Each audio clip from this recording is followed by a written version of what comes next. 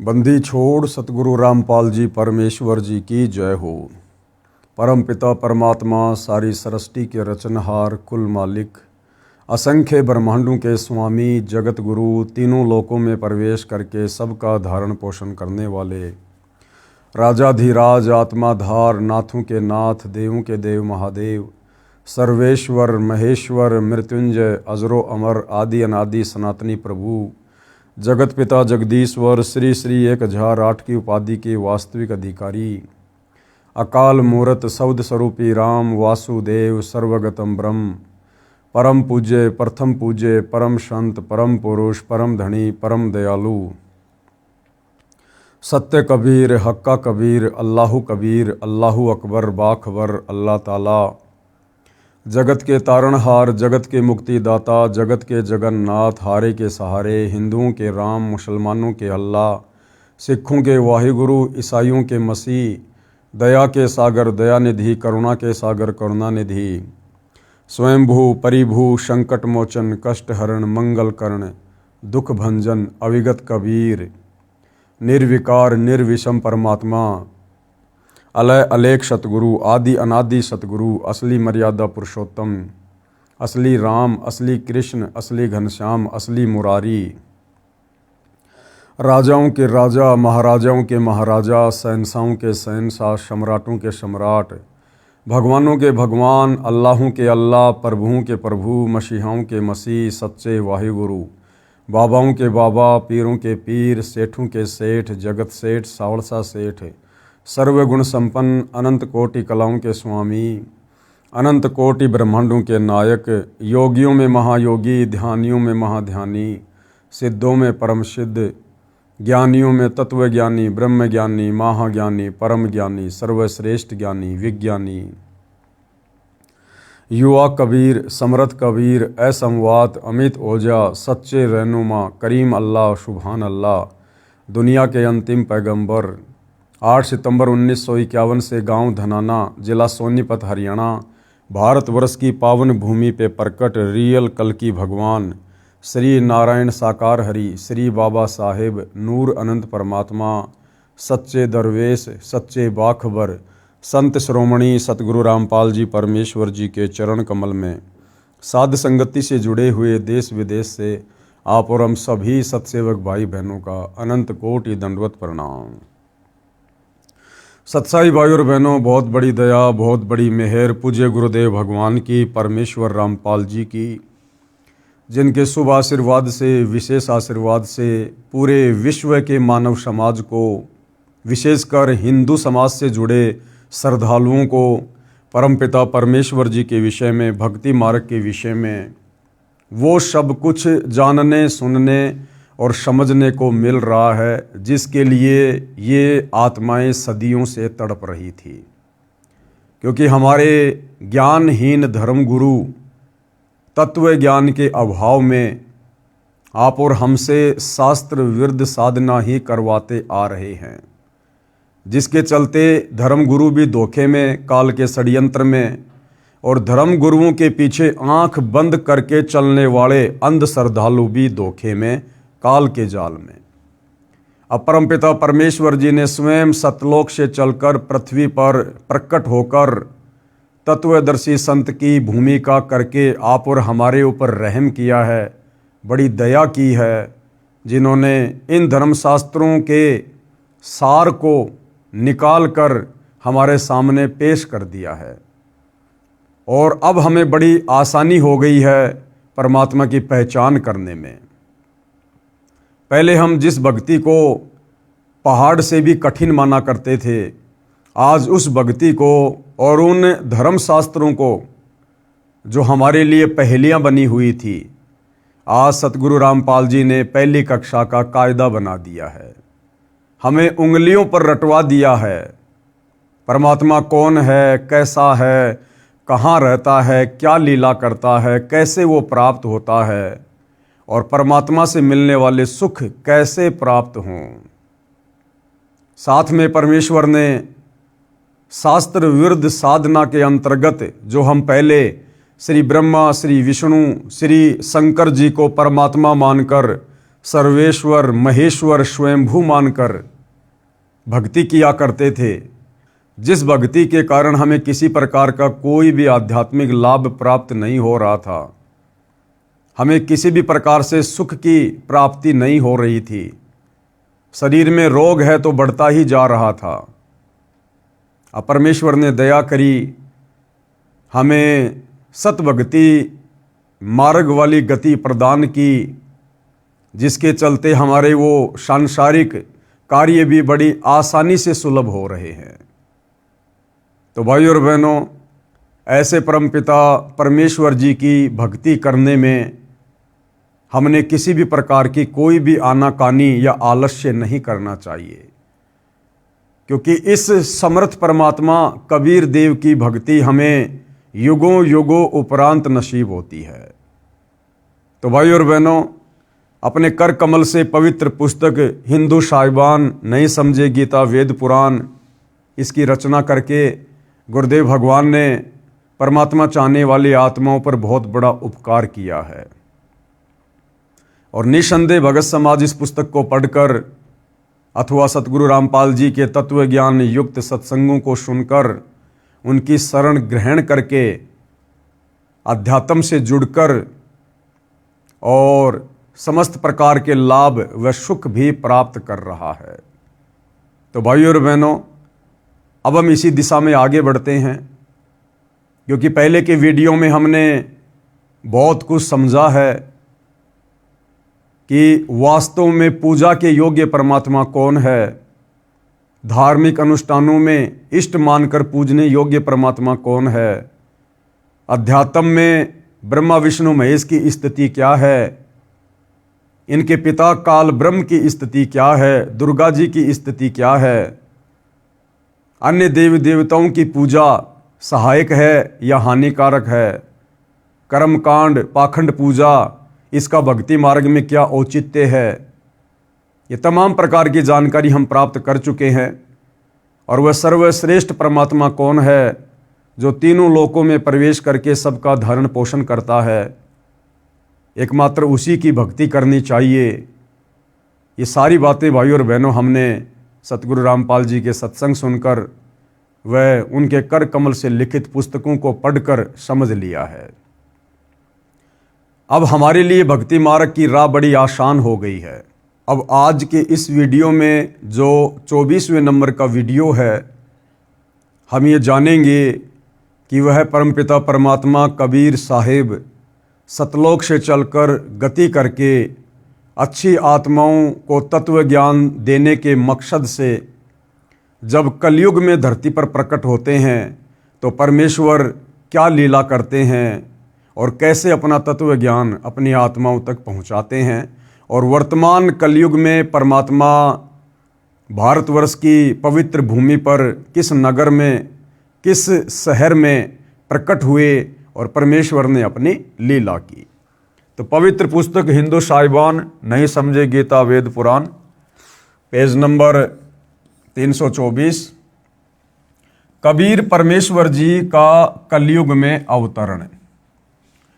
लेखक यानी सतगुरु रामपाल जी के शब्दों में, बंदी छोड़ कबीर परमेश्वर जी ने द्वापर युग में अपने प्रिय शिष्य सुदर्शन वाल्मीकि जी को शरण में लिया था।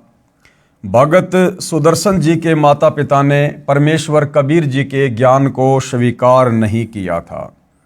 यानी कल के वीडियो में हमने जो कथा सुनी थी पांडवों के यज्ञ वाली, जिसमें स्वयं कबीर परमात्मा जो कि द्वापर युग में करुणामय ऋषि के नाम से प्रकट थे, जिन्होंने अपने प्रिय शिष्य भगत सुदर्शन सुपच का रूप बनाकर पांडवों की यज्ञ सफल की थी, उनका शंख बजाया था।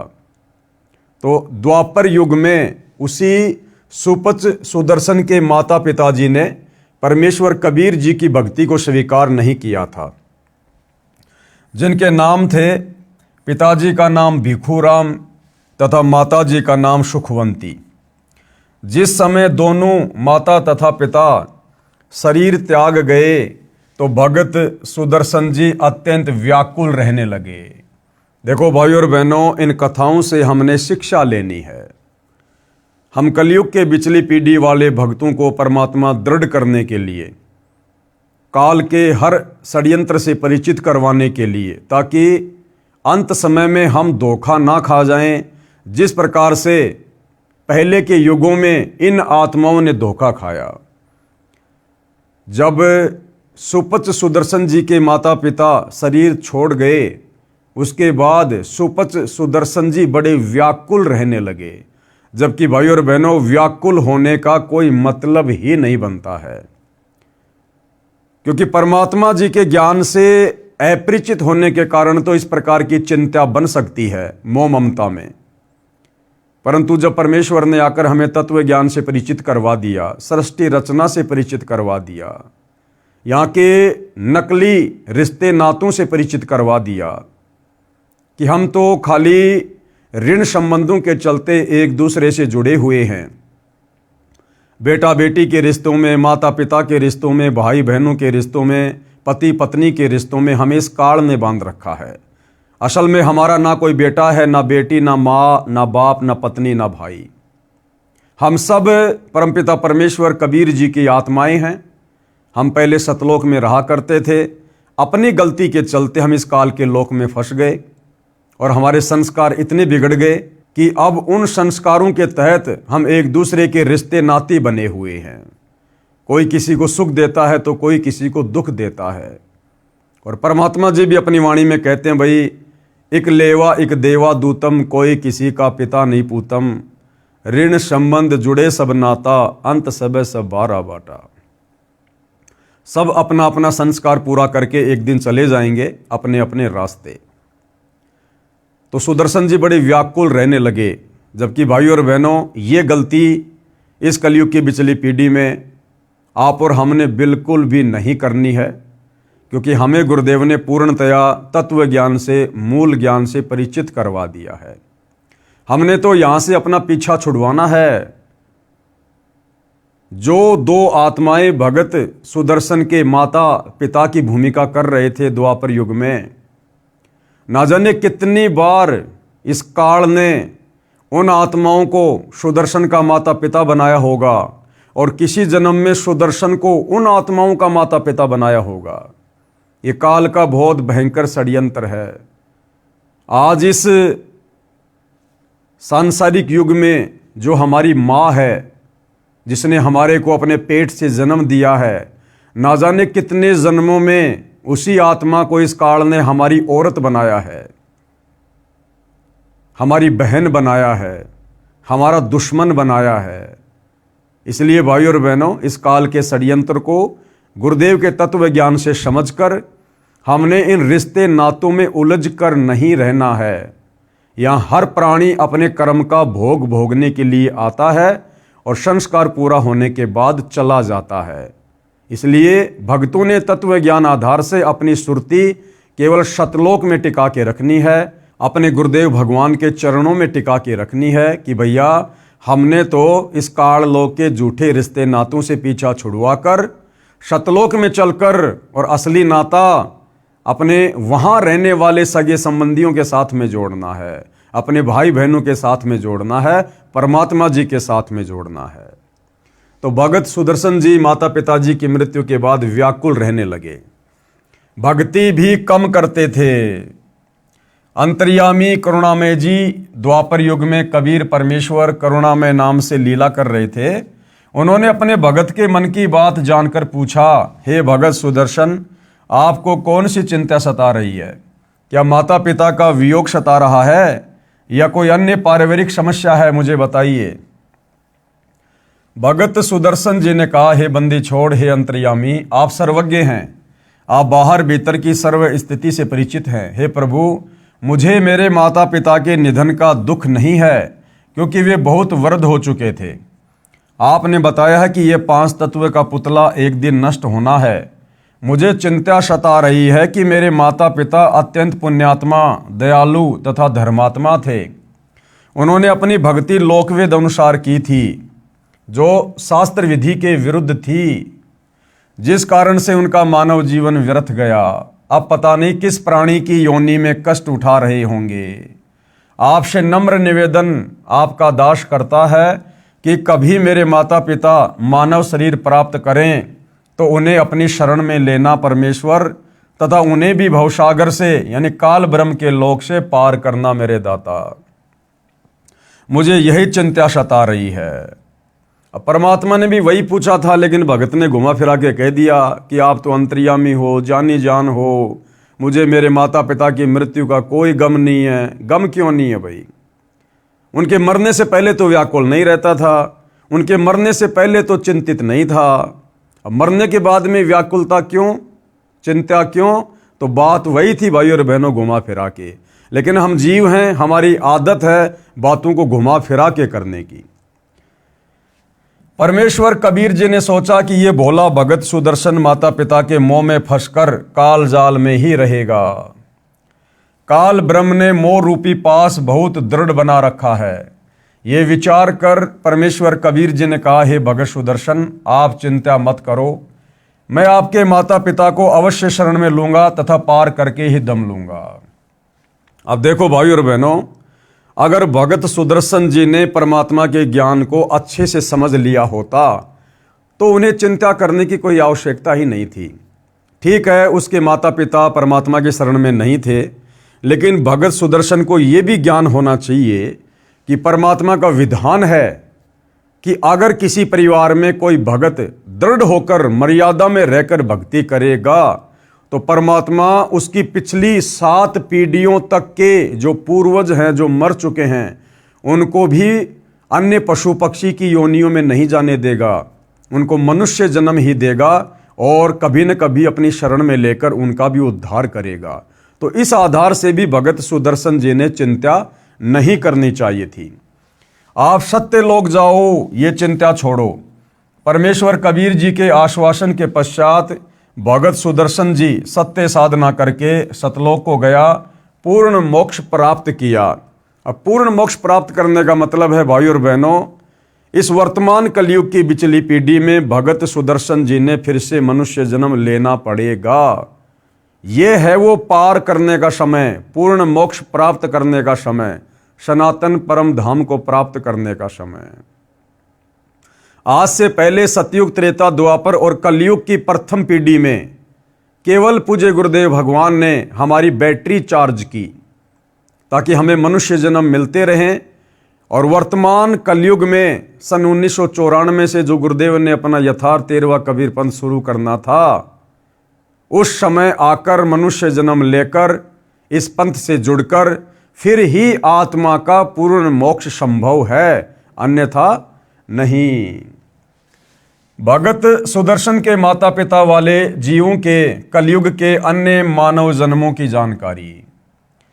अब भगत सुदर्शन के जो माता पिताजी थे द्वापर में, भिखू राम जी और सुखवंती जी, आगे चलकर उनको और कहां कहां मनुष्य जन्म प्राप्त हुए और वही आत्माएं कलयुग की प्रथम पीढ़ी में, यानी जब 650 साल पहले कबीर परमात्मा जी आए थे बनारस के, काशी के लहरतारा तालाब में कमल के विकसित फूल पर शिशु रूप में, तो जो नीरू और नीमा थे जो परमात्मा को उठाकर घर ले गए थे, वो नीरू और नीमा द्वापर युग वाले भगत सुदर्शन जी के माता पिता ही थे, यानी भिखू और सुखवंती वाली आत्माएं ही थी जो परमेश्वर जी ने सुदर्शन जी से वायदा किया था कि मैं तेरे माता पिता को शरण में अवश्य लूंगा। प्रथम बार कुलपति ब्राह्मण पिता तथा माहेश्वरी माता रूप में जन्मे, यानी द्वापर के बाद दोनों का विवाह हुआ परंतु संतान नहीं हुई। एक दिन महेश्वरी जी सूर्य की उपासना करते हुए हाथ फैलाकर पुत्र मांग रही थी। उसी समय कबीर परमेश्वर जी उनके हाथों में बालक रूप बनकर प्रकट हो गए। सूर्य का पारितोष यानी तोहफा जानकर बालक को घर ले गई। वे बहुत निर्धन थे, उनको प्रतिदिन 1 तोड़ा सोना परमात्मा के बिछोने के नीचे मिलने लगा। ये भी उन्होंने सूर्य देव की कृपा माना। 5 वर्ष की आयु का होने पर उनको भक्ति बताई, यानी जब परमात्मा लीलामय रूप से 5 वर्ष के हुए तो सुदर्शन जी के माता पिता को जो प्रथम मनुष्य जन्म मिला था, तो उन्होंने 5 वर्ष की आयु में अपने मुंह बोले माता पिताजी को भक्ति बताई। परंतु बालक जानकर उनको परमात्मा की एक बात पर भी विश्वास नहीं हुआ। उस जन्म में उन्होंने परमात्मा को नहीं पहचाना, जिस कारण से परमेश्वर कबीर जी बालक रूप अंतर ध्यान हो गए। दोनों पति पत्नी पुत्र मोह में व्याकुल हुए। परमात्मा की सेवा के फलस्वरूप उनको अगला जन्म भी मानव का मिला, क्योंकि परमात्मा ने भगत से वायदा किया था। चंदवारा शहर में पुरुष का नाम चंदन तथा स्त्री का नाम उर्धा था। ब्राह्मण कुल में जन्म हुआ। दोनों निसंतान थे। इस जन्म में भी दोनों निसंतान। एक दिन उर्धा सरोवर पर स्नान करने गई। वहां कबीर परमेश्वर जी कमल के फूल पर शिशु रूप धारण करके विराजमान हुए। उर्धा बालक कबीर को उठाकर घर ले गई। लोकलाज के कारण चंदन ने पत्नी से कहा कि इस बालक को जहां से लाई थी वहीं छोड़कर आ जा, कुल के लोग मजाक करेंगे। दोनों पति पत्नी परमात्मा को लेकर जल में डालने चले तो परमात्मा उनके हाथों से गायब हो गए। दोनों बहुत व्याकुल हुए। परमात्मा का पारितोष न लेने के भय से सारी आयु रोते रहे। अगला जन्म भी मानव का हुआ। यानी भाइयों और बहनों, जिसके वियोग में रोओगे, चिंतित रहोगे, वही प्राप्त होगा। जिस प्रकार द्वापर युग के बाद सुदर्शन जी के माता पिता भिक्षु और सुखवंती का जन्म एक ब्राह्मण परिवार में हुआ। दोनों का संबंध आपस में पति और पत्नी का, संतान नहीं थी। फिर उनको परमात्मा जी मिले, लेकिन उन्होंने परमात्मा को ना पहचान कर उनकी एक भी बात को स्वीकार नहीं किया। जब परमात्मा 5 वर्ष की आयु के बाद उनको भक्ति समझाने लगे, उसके बाद परमात्मा अंतर्ध्यान हो गए, गायब हो गए। अपने उस पुत्र के वियोग में आजीवन दोनों चिंतित रहे, व्याकुल रहे। अब वो पुत्र कौन था? परमात्मा। सारी जिंदगी वो किसकी याद में रोए? उसी बालक रूप परमात्मा की याद में। तो अगले जन्म में भाइयों और बहनों वही परमात्मा उनको फिर से मिले। क्यों? क्योंकि वो जिसके वियोग में रो रहे थे, जिसकी चिंता में रो रहे थे, इस काललोक के विधान अनुसार उनको वही प्राप्त होता है। गीता अध्याय 8 श्लोक नंबर 6 की अर्जुन, अंत समय में यह प्राणी शरीर त्यागते समय जिस भी भाव में भावित होता है उसका वही जन्म होता है। तो परमात्मा के वियोग में रोए तो अगले जन्म में भी उनको मनुष्य जन्म मिला।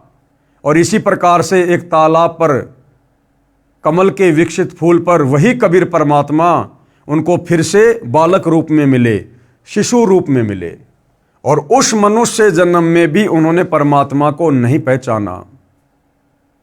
यानी उसकी पत्नी जो सरोवर से परमात्मा को लेकर आई थी, तो उसके पति ने कहा लोकलाज के कारण कि जहां से लाई है वहीं छोड़ के आ जा। तो दोनों वापस वहीं परमात्मा को छोड़ने गए तो परमात्मा उनके हाथों से गायब हो गए, अंतर्ध्यान हो गए। फिर पूरी जिंदगी वो परमात्मा के वियोग में रोए। और भाइयों और बहनों, परमात्मा के वियोग में रोने के कारण फिर अगला जन्म भी उनको स्त्री और पुरुष का मिला। कलयुग के प्रथम चरण में नीरू और नीमा का। और वही परमात्मा फिर से उनको मिला और परमेश्वर ने उनको निमित्त बनाकर अपनी परवरिश करवाई। यानी भाइयों और बहनों, हम जिसके वियोग में व्याकुल रहेंगे, चिंतित रहेंगे, हमें वही प्राप्त होगा। तो बहुत गहरी शिक्षा है भाइयों और बहनों।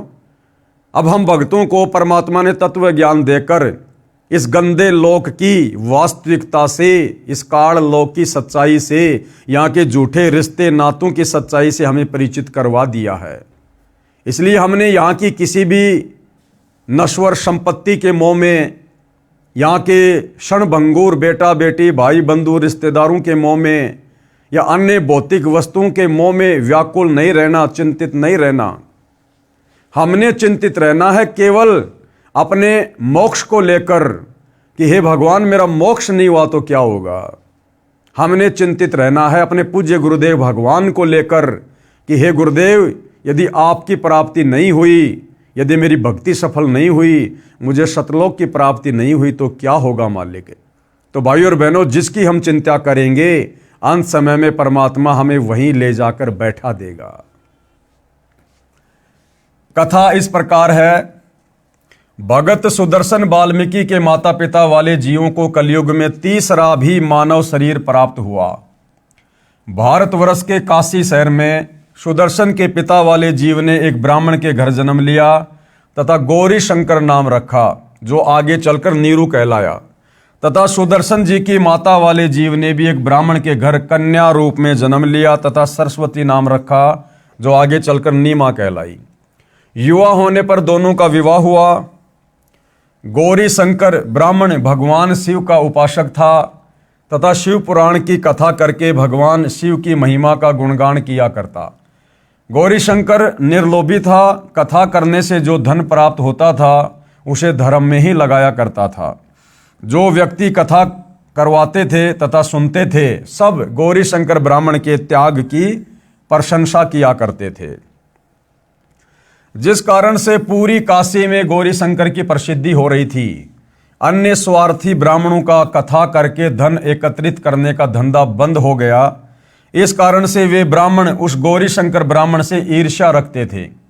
इस बात का पता मुसलमानों को लगा कि एक गौरी शंकर ब्राह्मण काशी में हिंदू धर्म के प्रचार को जोर शोर से कर रहा है, क्योंकि भाइयों और बहनों उस समय काशी में मुसलमानों का दबदबा था, क्योंकि दिल्ली का बादशाह मुसलमान था सिकंदर लोदी, जिस कारण से हिंदू मुसलमानों से दबा करते थे।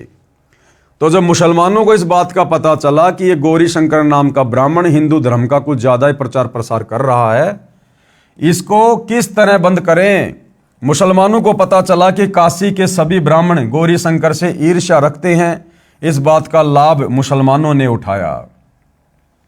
गौरी शंकर व सरस्वती के घर के अंदर अपना पानी छिड़क दिया। किसने? मुसलमानों ने।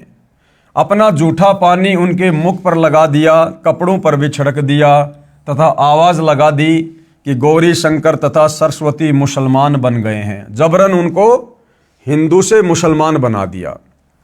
पुरुष का नाम नूर अली उर्फ नीरू तथा स्त्री का नाम नियामत उर्फ नीमा रखा। अन्य स्वार्थी ब्राह्मणों को पता चला तो उनका दाव लग गया।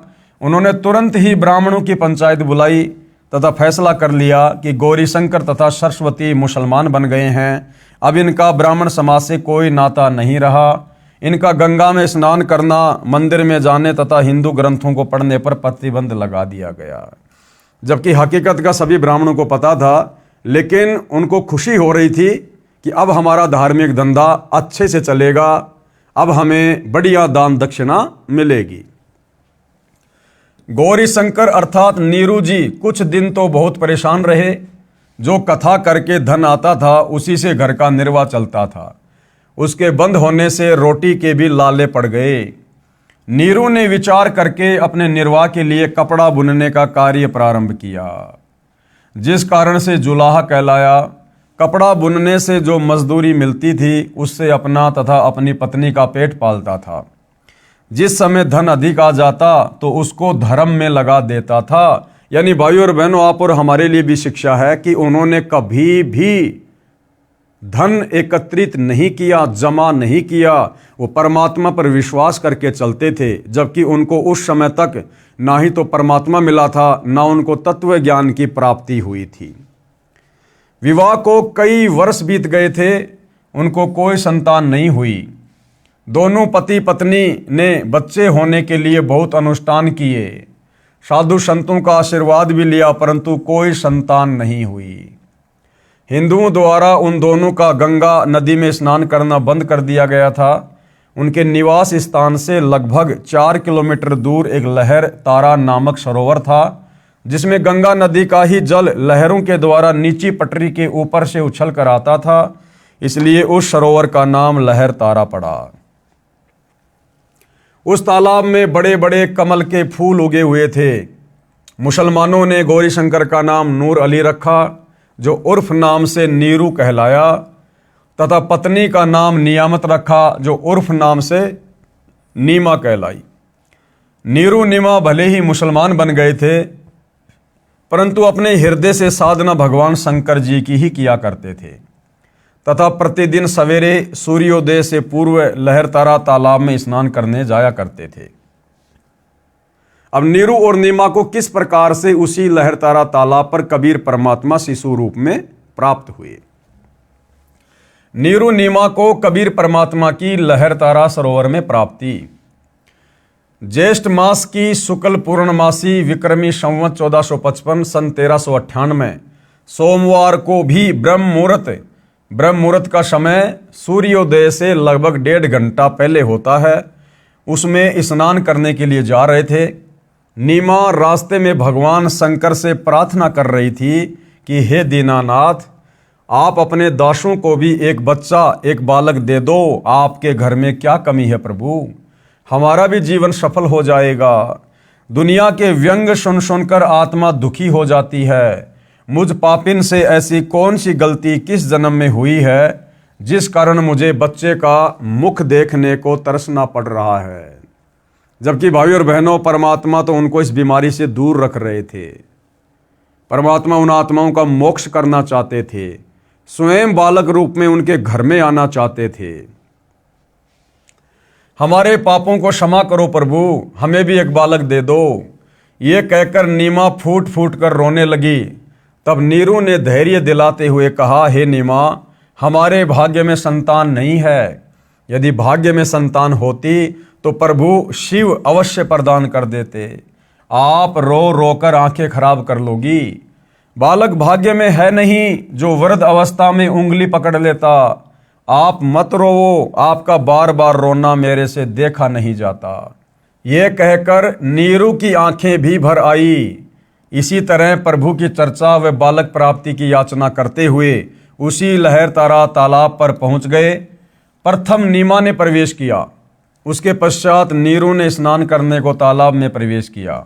सुबह का अंधेरा शीघ्र ही उजाले में बदल जाता है।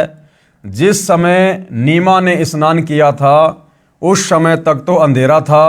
जब कपड़े बदलकर पुनः तालाब पर उस कपड़ों को धोने के लिए गई जिसे पहनकर स्नान किया था, उस समय नीरू तालाब में प्रवेश करके गोते लगा लगाकर मल मल कर स्नान कर रहा था।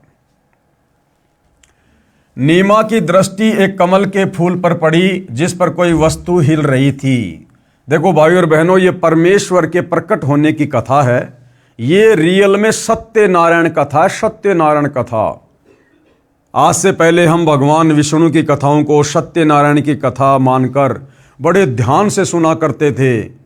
कोई अनपढ़ होता था तो किसी पढ़े लिखे को बुलवाकर हाथ में पुस्तक देकर उससे सुना करते थे बड़े ध्यान से कि हमें पुण्य मिलेगा। जबकि विष्णु जी सत्यनारायण नहीं थे। असल में सत्यनारायण कबीर परमेश्वर हैं। कबीर परमेश्वर। नार प्लस आयन, नार यानी जल और आयन याना जल पर आने वाला, प्रकट होने वाला। तो असल में ये लीला चारों युगों में कबीर परमात्मा करते हैं नारायण की, जल पर आकर प्रकट होने की। इस काल ने अपने बड़े बेटे ब्रह्मा को जल पर, कमल के फूल पर जो पैदा किया, भाई और बहनों, ये तो केवल हम आत्माओं को धोखा देने के लिए, ताकि नारायण हम इन्हीं को मानकर और आदि अधूरी शास्त्र विरुद्ध साधनाओं में लगे रहें। अन्यथा असल में नारायण कबीर परमात्मा है जो प्रत्येक युग में जल पर प्रकट होकर शिशु रूप में आने की लीला करते हैं। नीमा की दृष्टि एक कमल के फूल पर पड़ी जिस पर कोई वस्तु हिल रही थी। प्रथम नीमा ने जाना कोई सर्प है जो कमल के फूल पर बैठा अपने फन को उठाकर हिला रहा है। उसने सोचा कहीं ये सर्प मेरे पति को डस ना ले। नीमा ने उसको ध्यानपूर्वक देखा, वह सर्प नहीं है, कोई बालक था जिसने एक पैर अपने मुख में ले रखा था तथा दूसरे को हिला रहा था। नीमा ने अपने पति से ऊंची आवाज में कहा, देखियो जी, एक छोटा बच्चा कमल के फूल पर लेटा है, वह जल में डूब ना जाए। नीरू स्नान करते करते उसकी ओर न देखकर बोला, नीमा, बच्चों की चाह ने तुझे पागल बना दिया, अब तुझे जल में भी बच्चे दिखाई देने लगे। नीमा ने अधिक तेज आवाज में कहा, मैं सच कह रही हूं, देखो सचमुच एक बच्चा कमल के फूल पर वह रहा, देखो देखो। नीमा की आवाज में परिवर्तन व अधिक कशक देखकर नीरू ने उस ओर देखा जिस ओर नीमा हाथ से संकेत कर रही थी। कमल के फूल पर नवजात शिशु को देखकर नीरू ने आव देखा न ताव और झपट कर कमल के फूल सहित बच्चा उठाकर अपनी पत्नी को दे दिया। अब भाइयों और बहनों, चारों युगों में कबीर परमेश्वर जी कमल के फूल पर ही प्रकट होने की लीला क्यों करते हैं? क्योंकि गुरुदेव ने सत्संग में बताया कि परमात्मा बड़ा पाक और पवित्र है, और जो कमल का फूल होता है, कमल के फूल पर कोई भी गंदगी या कीचड़ या धूल नहीं टिकती है। वो बिल्कुल साफ सुथरा खिला खिला होता है। इसलिए परमात्मा कमल के फूल पर प्रकट होते हैं। अब विचार करने की बात ये है भाइयों और बहनों, वर्तमान में वही कबीर परमात्मा सतगुरु रामपाल जी के नाम से धरती पर प्रकट हैं। लेकिन भाई ये कलयुग की बिचली पीढ़ी है, साइंस का ज़माना है, इंसान अपने आप को बहुत ज़्यादा चतुर और शाना समझने लग गया।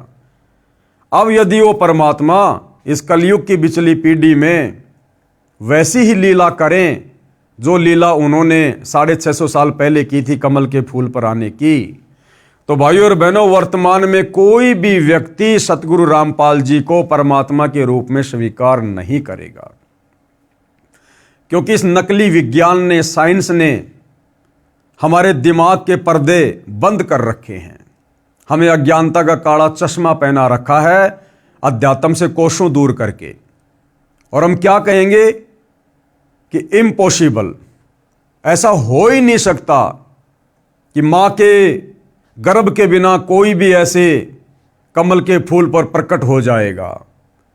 ऐसा बिल्कुल नहीं हो सकता है, साइंस के नियमों के खिलाफ है। और हम सतगुरु रामपाल जी को कोई तांत्रिक मान लेते, कोई शेवड़ा मान लेते, कोई जादूगर मान लेते, या अन्य कोई प्रेत आत्मा मान लेते। लेकिन भगवान के रूप में वर्तमान में अगर वो उसी प्रकार की लीला करके प्रकट हों तो कोई भी उनको परमात्मा के रूप में स्वीकार नहीं करता। ये परमात्मा को पहले से पता था। इसलिए परमात्मा ने वर्तमान में अपने प्रकट होने की लीला को दूसरा रूप दे दिया। कैसा? जैसे कि आदरणीय गरीबदास जी 350 साल पहले शिशु रूप में सतलोक से चलकर प्रकट हुए। सांसारिक दिखावे में उन्होंने मुंह बोला माता पिता बनाया। इसी प्रकार से वर्तमान में सतगुरु रामपाल जी प्रकट हुए हैं। भाइयों और बहनों, हमारी चरम दृष्टि का ये धोखा है। ये बात हमें उनके तत्व ज्ञान से समझ में आएगी कि कबीर परमात्मा ही तत्वदर्शी संत की भूमिका करता है। दूसरा सृष्टि में कोई तत्वदर्शी संत हो ही नहीं सकता। सारी सृष्टि में एकमात्र जगत गुरु कबीर परमात्मा ही होते हैं। और वर्तमान में एकमात्र जगत गुरु धरती पर सतगुरु रामपाल जी हैं, तो ये स्वयं कबीर परमात्मा है। तो किसी मां के गर्भ से जन्म लेकर आने का तो कोई मतलब ही नहीं होता, ये तो स्वयंभू परमात्मा है। हाँ, हमारी चरम दृष्टि को धोखा देने के लिए लीला परमात्मा जो मर्जी करे, तो वही लीला परमेश्वर ने की। आप और हमें लगता है, दुनिया की नज़रों में ऐसा प्रतीत होता है जैसा वो माँ के गर्भ से आए हैं, परंतु भाइयों और बहनों, ये हमारी चरम दृष्टि का धोखा है।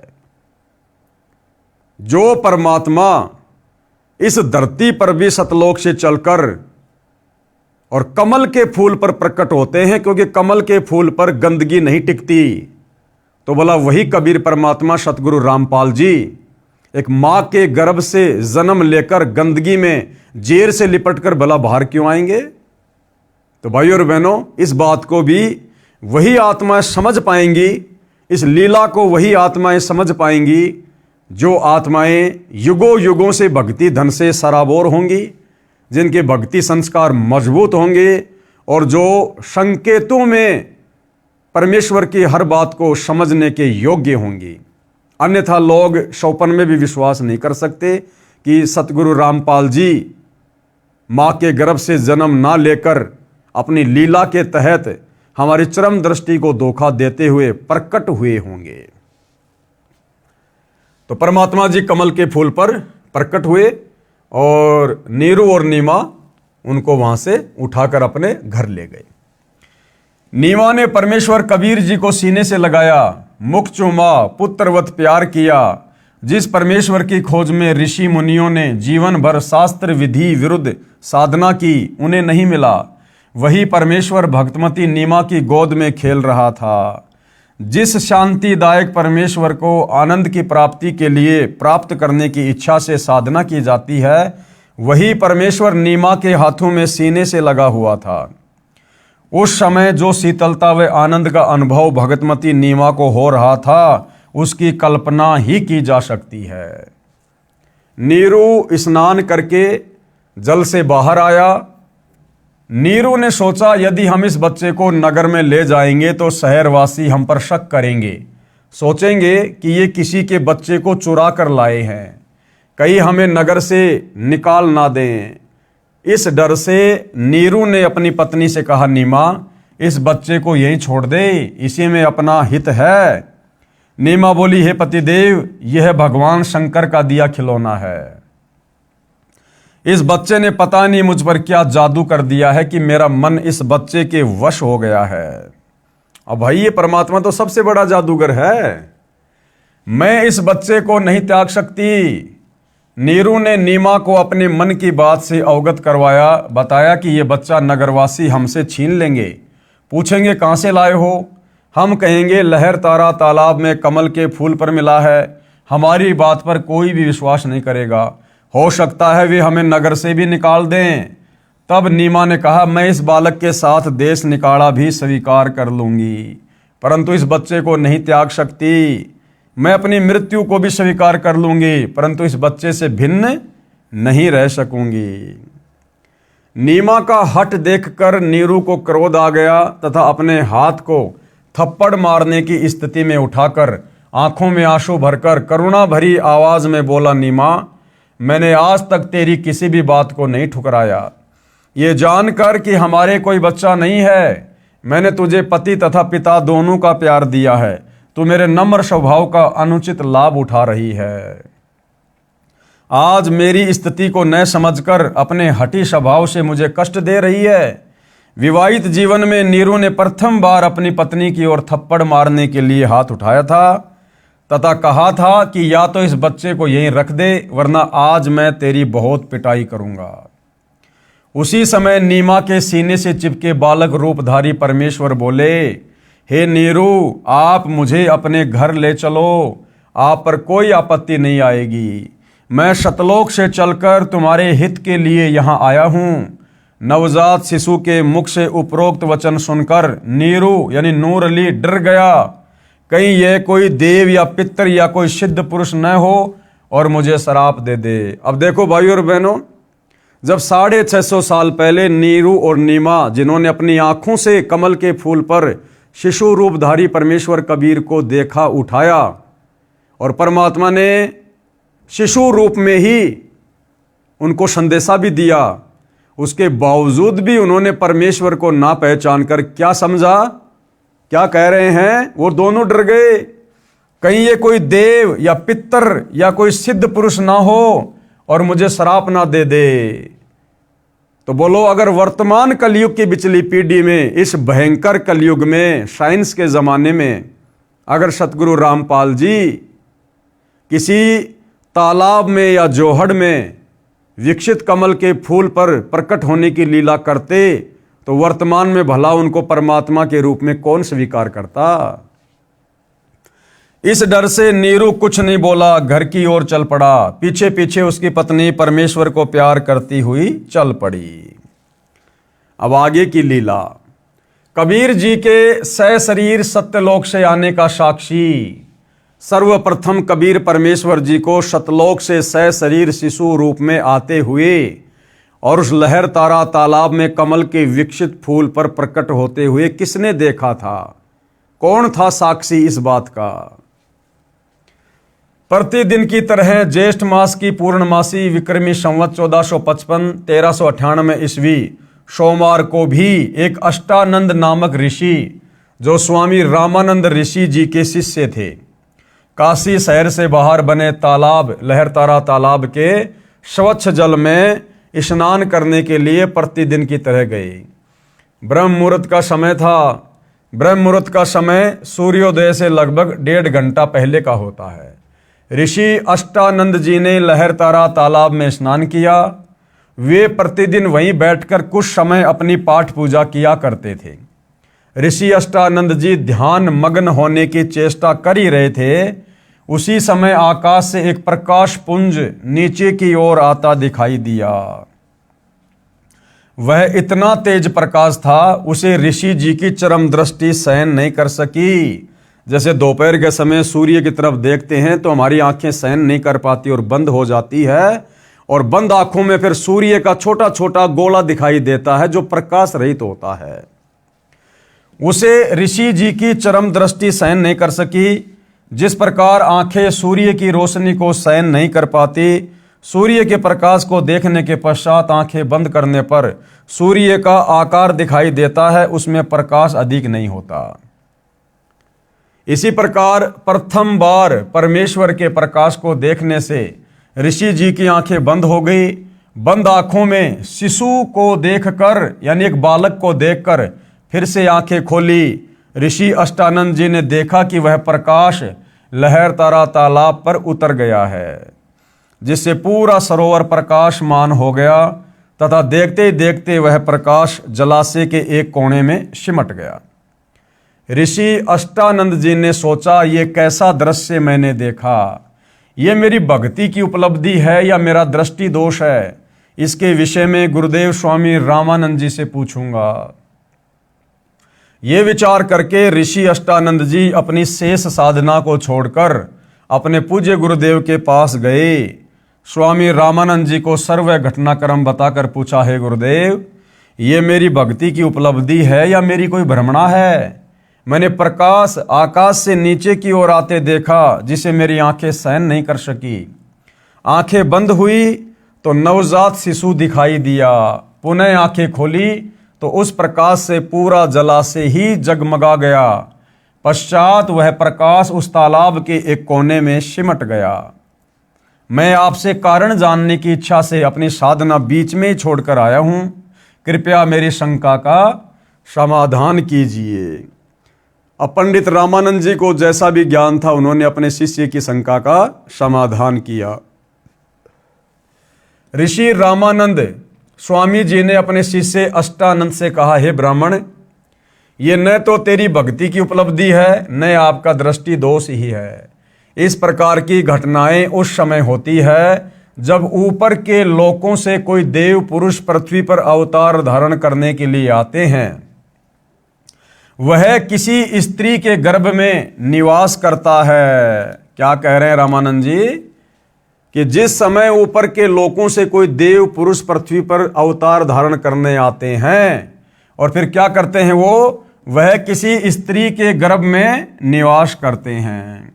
अब भाइयों और बहनों, पंडित रामानंद जी को केवल इतना ही ज्ञान था कि परमात्मा ब्रह्मा विष्णु महेश हैं, और जब ये अवतार धारण करते हैं, पृथ्वी पर आते हैं, तो ये भी किसी माँ के गर्भ में जो है जन्म लेकर ही आगे चलकर अपनी लीला करते हैं। उनको केवल इतना ही पता था। उनको ये नहीं पता था कि परमात्मा कभी किसी माँ के गर्भ से जन्म नहीं लेता, परमात्मा स्वयंभू होता है, परमात्मा परिभू है। उनको इस बात का नहीं पता था, जबकि वेदों को पढ़ा करते थे, गीता जी को पढ़ा करते थे, लेकिन परमात्मा की डेफिनेशन पंडित रामानंद जी को भी पता नहीं थी। तो उन्होंने अपने शिष्य से कहा कि ऊपर के लोक से कोई देव पुरुष आया है, अवतार धारण करेगा और किसी स्त्री के गर्भ में निवास करता है, फिर बालक रूप धारण करके नर लीला करके अपना अपेक्षित कार्य पूर्ण करता है। कोई देव पुरुष ऊपर के लोकों से आया है, वह काशी नगर में किसी के घर जन्म लेकर अपना प्रारब्ध पूरा करेगा।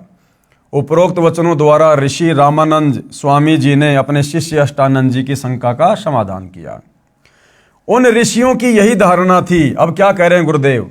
उन ऋषियों की यही धारणा थी कि सर्व अवतार गण, यानी सभी अवतार माता के गर्भ से ही जन्म लेते हैं। और उनका कहना, उनका सोचना सही भी था भाइयों और बहनों, क्योंकि 21 ब्रह्मांड के जितने भी भगवान हैं, जब वो अवतार लेते हैं तो माँ के गर्भ से ही लेते हैं। परंतु वो पूर्ण परमात्मा, सारी सृष्टि का सृजनहार, जब वो स्वयं पृथ्वी पर आता है तो वो अपना अवतार खुद ही होता है। वो किसी माँ के गर्भ से जन्म लेकर फिर लीला नहीं करता है। उन ऋषियों की यही धारणा थी कि सभी अवतार गण माता के गर्भ से ही जन्म लेते हैं। बालक को लेकर नीरू तथा नीमा अपने घर जुलाहा मोहल्ला कॉलोनी में आए, जिस भी नर व नारी ने नवजात शिशु रूप में परमेश्वर कबीर जी को देखा तो वह देखता ही रह गया। अब नीरू को जिस बात का डर था कि भैया नगर कॉलोनी वाले मोहल्ले वाले जब बालक को देखेंगे तो तरह तरह के हमसे सवाल करेंगे, ये बच्चा तू कहाँ से उठा के ले आया, तुम्हारे तो कोई बच्चा ही नहीं था, तू बताता क्यों नहीं, कहाँ से लाया है, तुम लोग चोरी भी करने लग गए हो, हम राजा से शिकायत करेंगे। नीरू तो ये सोच रहा था और कबीर परमेश्वर जी ने किसी के मन में ये बात आने भी नहीं दी कि ये बच्चा कहाँ से आया। परमेश्वर का शरीर अति सुंदर था, आंख जैसे कमल का फूल हो, घुंघराले बाल, लंबे हाथ, लंबी लंबी उंगलियां, शरीर से मानो नूर झलक रहा हो, क्योंकि भाइयों और बहनों कबीर परमात्मा सावंत दे थे। लंबे लंबे हाथ यानी सावंत दे। एक सत्संग में पूज्य गुरुदेव भगवान ने बताया कि आदरणीय गरीबदास जी जो 350 साल पहले आए थे वो भी सावंत दे थे। आदरणीय गरीबदास जी के दोनों हाथ घुटने से नीचे तक जाया करते थे। कबीर परमेश्वर जी भी सावंत दे थे। अब भाइयों और बहनों वर्तमान कलयुग है तो परमात्मा ने कलयुग के हिसाब से लीला करनी पड़ती है। अगर सतगुरु रामपाल जी वर्तमान में सावंत दे की लीला करते तो भाइयों और बहनों ना जाने लोग उनके विषय में क्या क्या विचार उत्पन्न कर लेते कि भैया इनके शरीर में कोई कमी है, क्योंकि लोग भूल गए सावंत दे क्या होता है। तो लोग क्या बोलते, पता नहीं क्या क्या विचार उत्पन्न कर लेते अपने मन में कि इनके माता पिताजी में कोई कमी थी जिस कारण से इनका शरीर ढंग से सेट नहीं हो पाया, बच्चा गर्भ में ठीक से नहीं जो है अपना विकास कर पाया, और देखो इनके शरीर में दोष है, इनको लंबे लंबे हाथ हो गए, ना जाने क्या क्या विचार अपने मन में उत्पन्न कर लेते। तो कलयुग के दूसरे चरण में वैज्ञानिक युग में परमात्मा जनसाधारण की तरह ही लीला करते हैं। पूरी काशी नगरी में ऐसा अद्भुत बालक नहीं था, जो भी देखता वही अन्य को बताता कि नूर अली को एक बालक तालाब पर मिला है, आज ही उत्पन्न हुआ शिशु है। डर के मारे लोक लाज के कारण किसी विधवा ने डाला होगा। यानी भाइयों और बहनों परमात्मा ने नगर वासियों के दिलो दिमाग में उल्टी धारणा पैदा कर दी, क्योंकि परमात्मा समर्थ है भाइयों और बहनों। वो एक सेकंड में विचारों को चेंज कर सकते हैं, एक सेकंड में विचारों को वैसा का वैसा बना सकते हैं। तो सबके मन में क्या हुआ कि भैया लगता है किसी औरत ने इस बच्चे को जन्म देकर लोक लाज के कारण और वहाँ पर डाल दिया होगा, फेंक दिया होगा, और नीमा को ये बच्चा हाथ लग गया होगा, और अच्छा हुआ जो इस बच्चे को ले आए, वरना बच्चे की दुर्गति हो जाती। बालक को देखने के पश्चात उसके चेहरे से दृष्टि हटाने को दिल नहीं करता, आत्मा अपने आप खिंची जाती है। पता नहीं बालक के मुख पर कैसा जादू है, पूरी काशी परमेश्वर के बालक रूप को देखने को उमड़ पड़ी। स्त्री पुरुष झुंड के झुंड बनाकर मंगल गान गाते हुए नीरू के घर बच्चे को देखने को आए। बच्चे यानी कबीर परमेश्वर को देखकर कोई कह रहा था यह बालक तो कोई देवता का अवतार है, कोई कह रहा था ये तो साक्षात विष्णु जी ही आए लगते हैं, कोई कह रहा था ये भगवान शिव ही अपनी काशी नगरी को कृतार्थ करने को उत्पन्न हुए हैं, कोई कह रहा था ये तो किन्नर का अवतार है, कोई कह रहा था ये पितर नगरी से आया है। ये सर्व वार्ता सुनकर नीमा अप्रसन्न होकर कहती थी कि मेरे बच्चे के विषय में कुछ मत कहो, हे अल्लाह मेरे बच्चे की इनकी नज़र से रक्षा करना। तुमने कभी बच्चा देखा भी है या नहीं? ऐसे समूह के समूह मेरे बालक को देखने आ रहे हो। आने वाले स्त्री पुरुष बोले, हे नीमा हमने बालक तो बहुत देखे हैं परंतु आपके बालक जैसा नहीं देखा, इसलिए हम इसे देखने आए हैं। ऊपर अपने अपने लोकों से श्री ब्रह्मा जी, श्री विष्णु जी तथा श्री शिव जी भी झांक कर देखने लगे। काशी के वासियों के मुख से अपने में से श्री ब्रह्मा, श्री विष्णु तथा श्री शिव में से एक यह बालक होने की बात सुनकर बोले कि यह बालक तो किसी अन्य लोक से आया है। यानी जब काशी वाले इस प्रकार की बातें कर रहे थे, कोई कह रहा था भैया ये तो ब्रह्मा जी का अवतार है, कोई कह रहा था ये तो साक्षात विष्णु जी आ गए, कोई कह रहा था भाई शंकर जी आ गए अवतार लेकर। तो ऊपर ब्रह्मा विष्णु महेश भी नीचे झांक कर देख रहे थे। तो वो भी आपस में बातें कर रहे थे कि भाई ये हमारे में से तो कोई नहीं है, ये तो किसी दूसरे लोक से आया है, भाई कोई परमात्मा ही है, कोई तगड़ा ही महापुरुष है। इसके मूल स्थान से हम भी अपरिचित हैं। उन्होंने भी अपनी दिव्य दृष्टि लगा के देख ली, ब्रह्मा विष्णु महेश को भी पता नहीं चला। तो उन्होंने कहा कि ये तो किसी अपरिचित लोक से आया है। अब भाई और बहनों, वो तो अपरिचित लोक ही है हमारे लिए, तो सत्यलोक। इसके मूल स्थान से हम भी अपरिचित हैं, परंतु है बहुत शक्ति युक्त, कोई सिद्ध पुरुष है। शिशु कबीर परमेश्वर का नामांकन। अब जैसे छोटे बच्चे का नामकरण किया जाता है, नाम रखा जाता है, तो कबीर परमेश्वर जी का जब नाम रखने का समय आया तो परमेश्वर जी ने क्या और कैसी लीला की।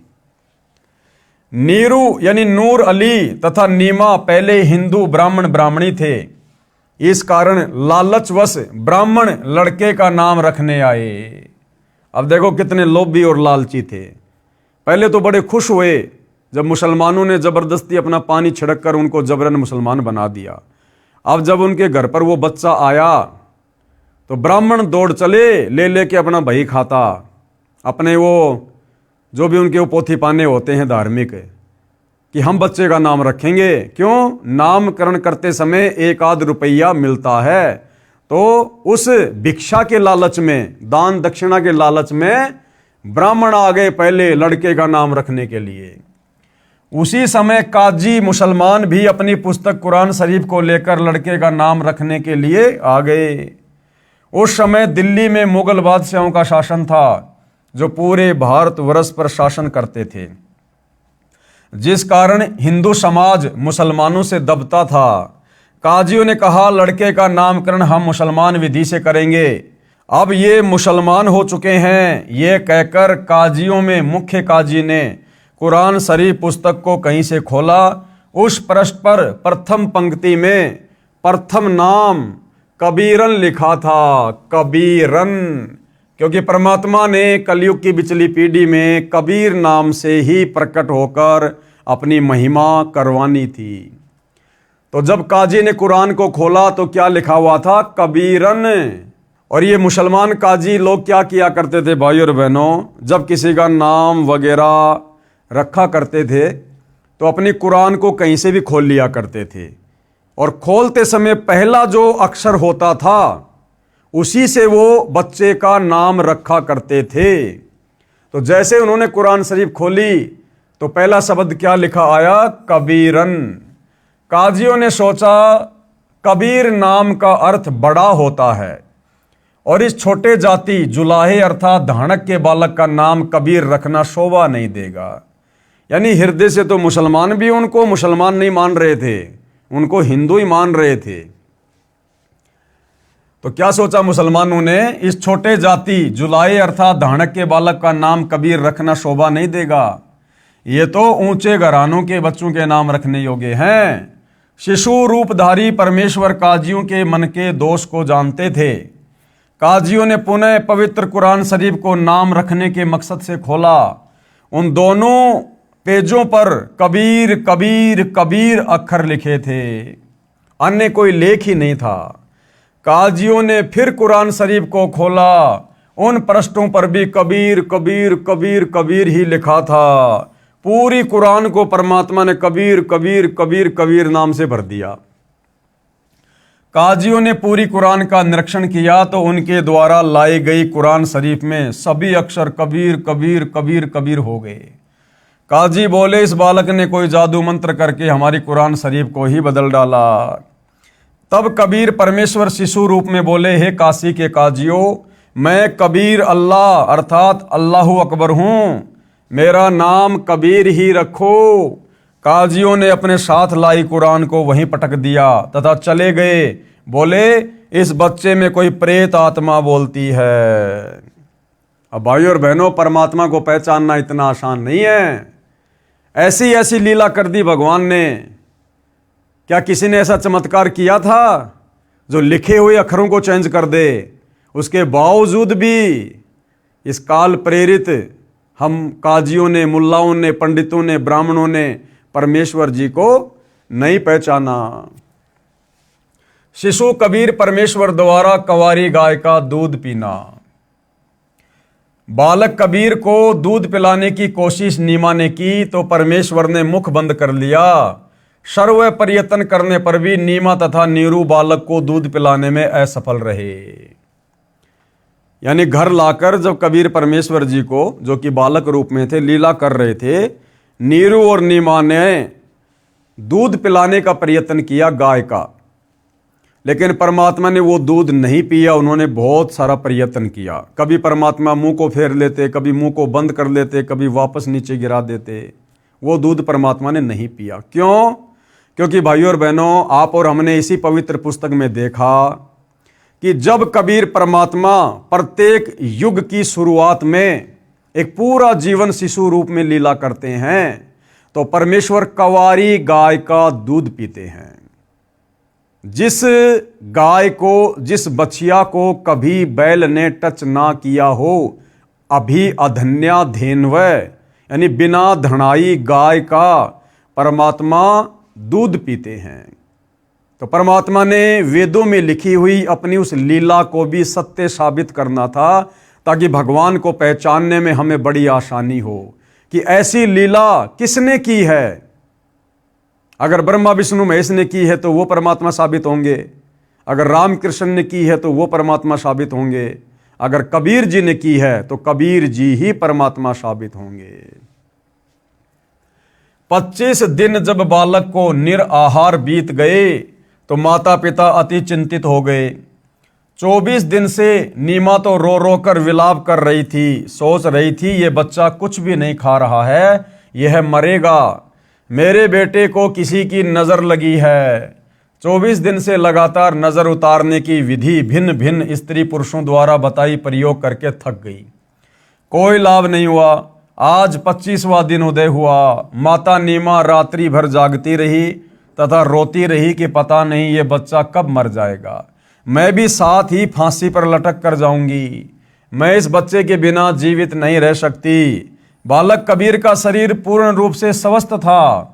परमात्मा बिल्कुल हष्ट पुष्ट तथा ऐसे लग रहा था जैसे बच्चा प्रतिदिन 1 किलोग्राम 1 सेर दूध पीता हो।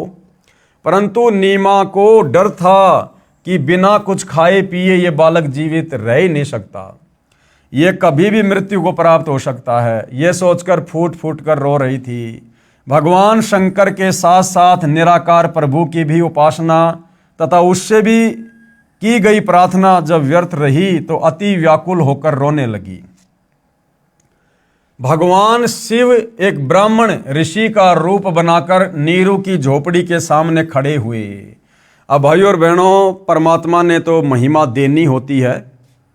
थे स्वयं कबीर परमात्मा ही अपने दूसरे रूप में, जो एक ऋषि का रूप बनाकर, एक ब्राह्मण का रूप बनाकर, और नीमा के इस प्रकार विलाप को देखकर, उसकी चिंता को देखकर परमात्मा जी आए तथा नीमा से रोने का कारण जानना चाहा।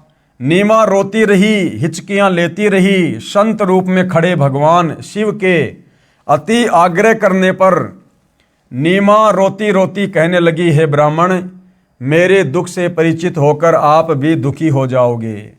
फकीर वेशधारी शिव भगवान बोले, हे माई, कहते हैं अपने मन का दुख दूसरे के समक्ष कहने से मन हल्का हो जाता है। अब कई भाई बहनों को शंका होगी, नहीं नहीं जी, वो तो भगवान शिव ही थे। अरे भैया, वो नीमा भगवान शिव को रोते रोते उसको आधी से ज्यादा उम्र बीत गई थी कि भगवान शिव मुझे बच्चा दे दे, मुझे बच्चा दे दे। हे भगवान शंकर, तेरे घर में क्या कमी है, क्या कमी है।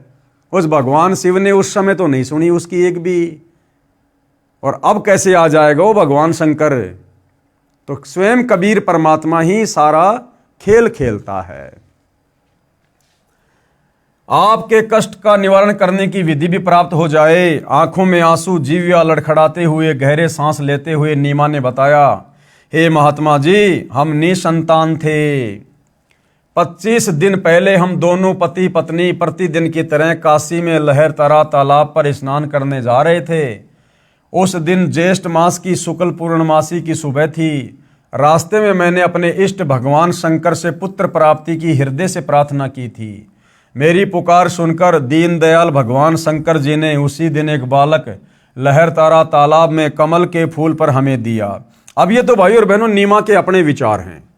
बच्चे को प्राप्त करके हमारे हर्ष का कोई ठिकाना नहीं रहा। ये हर्ष अधिक समय तक नहीं रहा। इस बच्चे ने दूध नहीं पिया। सब प्रयत्न करके हम थक चुके हैं। आज इस बच्चे को 25वां दिन है, कुछ भी आहार नहीं किया है। यह बालक मरेगा, इसके साथ ही मैं आत्महत्या करूंगी। मैं इसकी मृत्यु की प्रतीक्षा कर रही हूं। सारी रात्रि बैठकर तथा रो रो कर व्यतीत की है। मैं भगवान शंकर से प्रार्थना कर रही हूं कि हे भगवान, इससे अच्छा तो ये बालक ना देते। अब इस बच्चे में इतनी ममता हो गई है कि मैं इसके बिना जीवित नहीं रह सकूंगी। नीमा के मुख से सारी कथा सुनकर साधु रूपधारी भगवान शंकर ने कहा, आपका बालक मुझे दिखाइए। नीमा ने बालक को पालने से उठाकर ऋषि के समक्ष प्रस्तुत किया। दोनों प्रभुओं की आपस में दृष्टि मिली। भगवान शंकर जी ने शिशु कबीर जी को अपने हाथों में ग्रहण किया तथा मस्तिष्क की रेखाएं व हस्त रेखाएं देखकर बोले, नीमा, आपके बेटे की लंबी आयु है, ये मरने वाला नहीं है। देख कितना स्वस्थ है, कमल जैसा चेहरा खिला है। नीमा ने कहा, हे विप्रवर, बनावटी सांत्वना से मुझे संतोष होने वाला नहीं है। बच्चा दूध पिएगा तो मुझे सुख की सांस आएगी। 25 दिन के बालक का रूप धारण किए परमेश्वर कबीर जी ने भगवान शिव से कहा, हे भगवान, आप इन्हें कहो एक कंवारी गाय लाए। आप उस कंवारी गाय पर अपना आशीर्वाद भरा हस्त रखना, वह दूध देना प्रारंभ कर देगी। मैं उस कंवारी गाय का दूध पीऊंगा। वह गाय आजीवन बिना ब्याहे अर्थात कुंवारी रहकर ही दूध दिया करेगी। उस दूध से मेरी परवरिश होगी। परमेश्वर कबीर जी तथा भगवान शंकर जी की 7 बार चर्चा हुई। शिवजी ने नीमा से कहा, आपका पति कहाँ है? नीमा ने अपने पति को पुकारा। वह भीगी आंखों से उपस्थित हुआ तथा ब्राह्मण को प्रणाम किया। ब्राह्मण ने कहा, नीरू, आप एक कंवारी गाय लाओ, वह दूध देगी।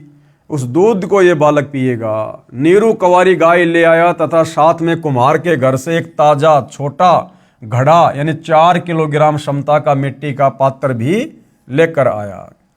परमेश्वर कबीर जी के आदेश अनुसार विप्र रूपधारी शिव जी ने उस कंवारी गाय की पीठ पर हाथ मारा।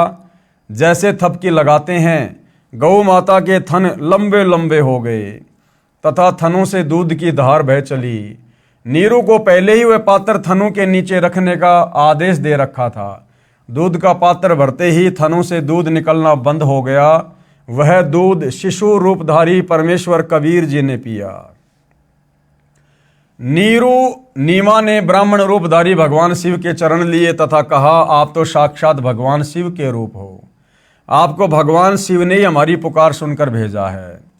अब देखो भाई और बहनों, एक और बहुत भयंकर काल का षड्यंत्र है आप और हम सभी जीवात्माओं को भ्रमित करने के लिए। इस काल ने अपने तीनों बेटों के जो नाम रखे हैं, ब्रह्मा, विष्णु और शिव, ये नाम भी भाई और बहनों कबीर परमात्मा के ही नाम हैं।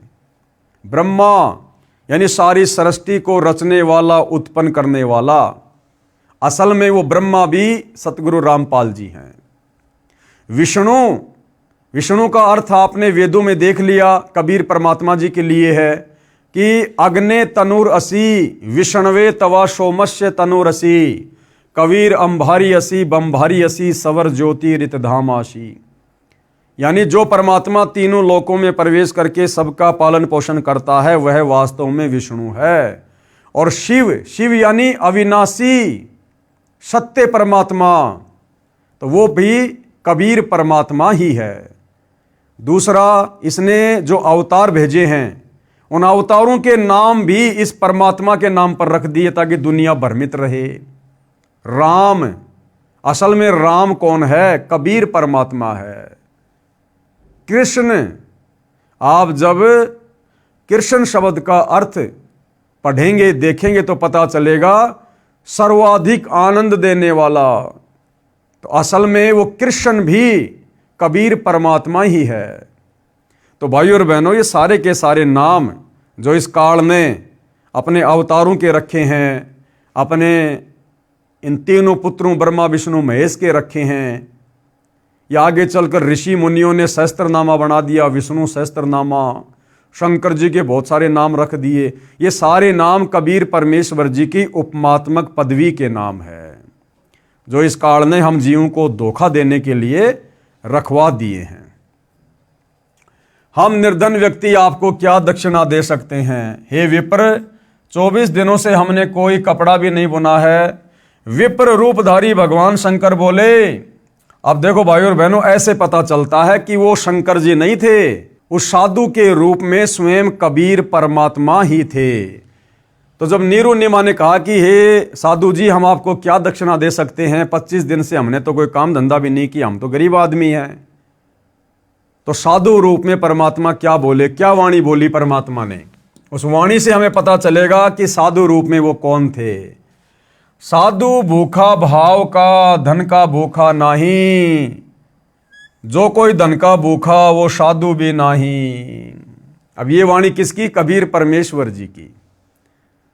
तो भाइयों और बहनों, स्वयं कबीर परमात्मा जी थे। इस वाणी को बोलकर फिर उन्होंने ये साबित कर दिया कि कोई शंकर वंकर जी नहीं थे, स्वयं कबीर परमात्मा ही थे। ये कहकर विप्र रूपधारी शिव जी ने वहां से प्रस्थान किया।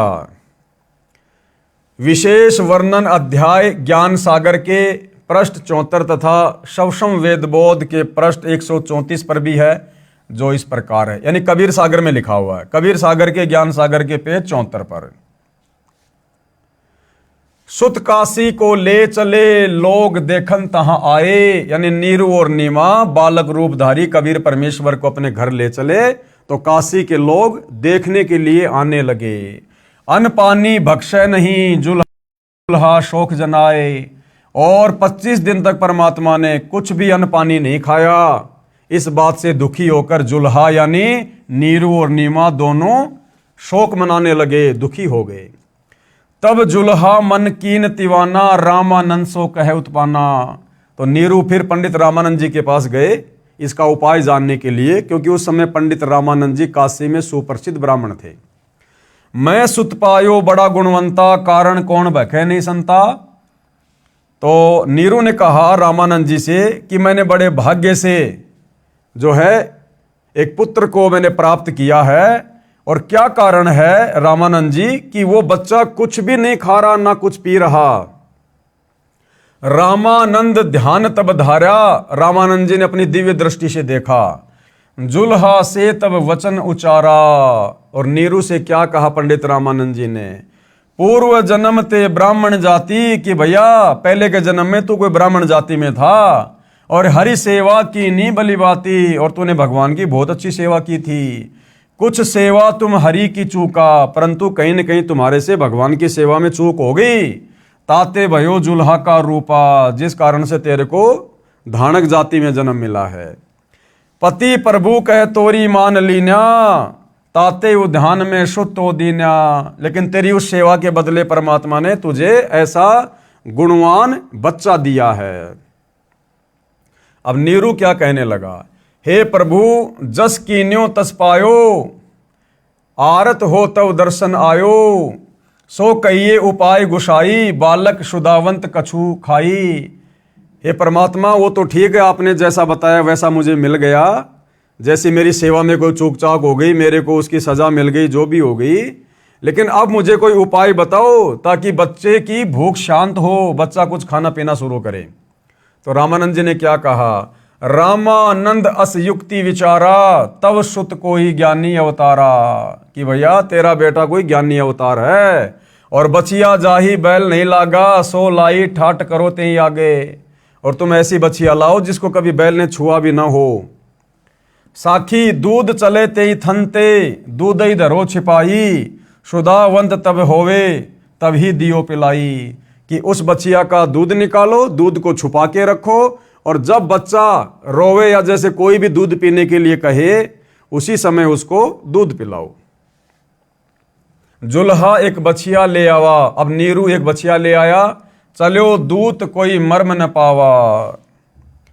चलो दूध जुल्हा हरसाना, राखो छिपाई कहूं नहीं जाना। और जब बछिया ने दूध दिया तो नीरू की खुशी का कोई ठिकाना नहीं रहा और दूध को छुपा के रख दिया। पीवत दूध बाल कबीरा, खेलत संतों संग जो मत धीरा। और परमात्मा ने फिर उस दूध को सहर्ष स्वीकार किया, पिया।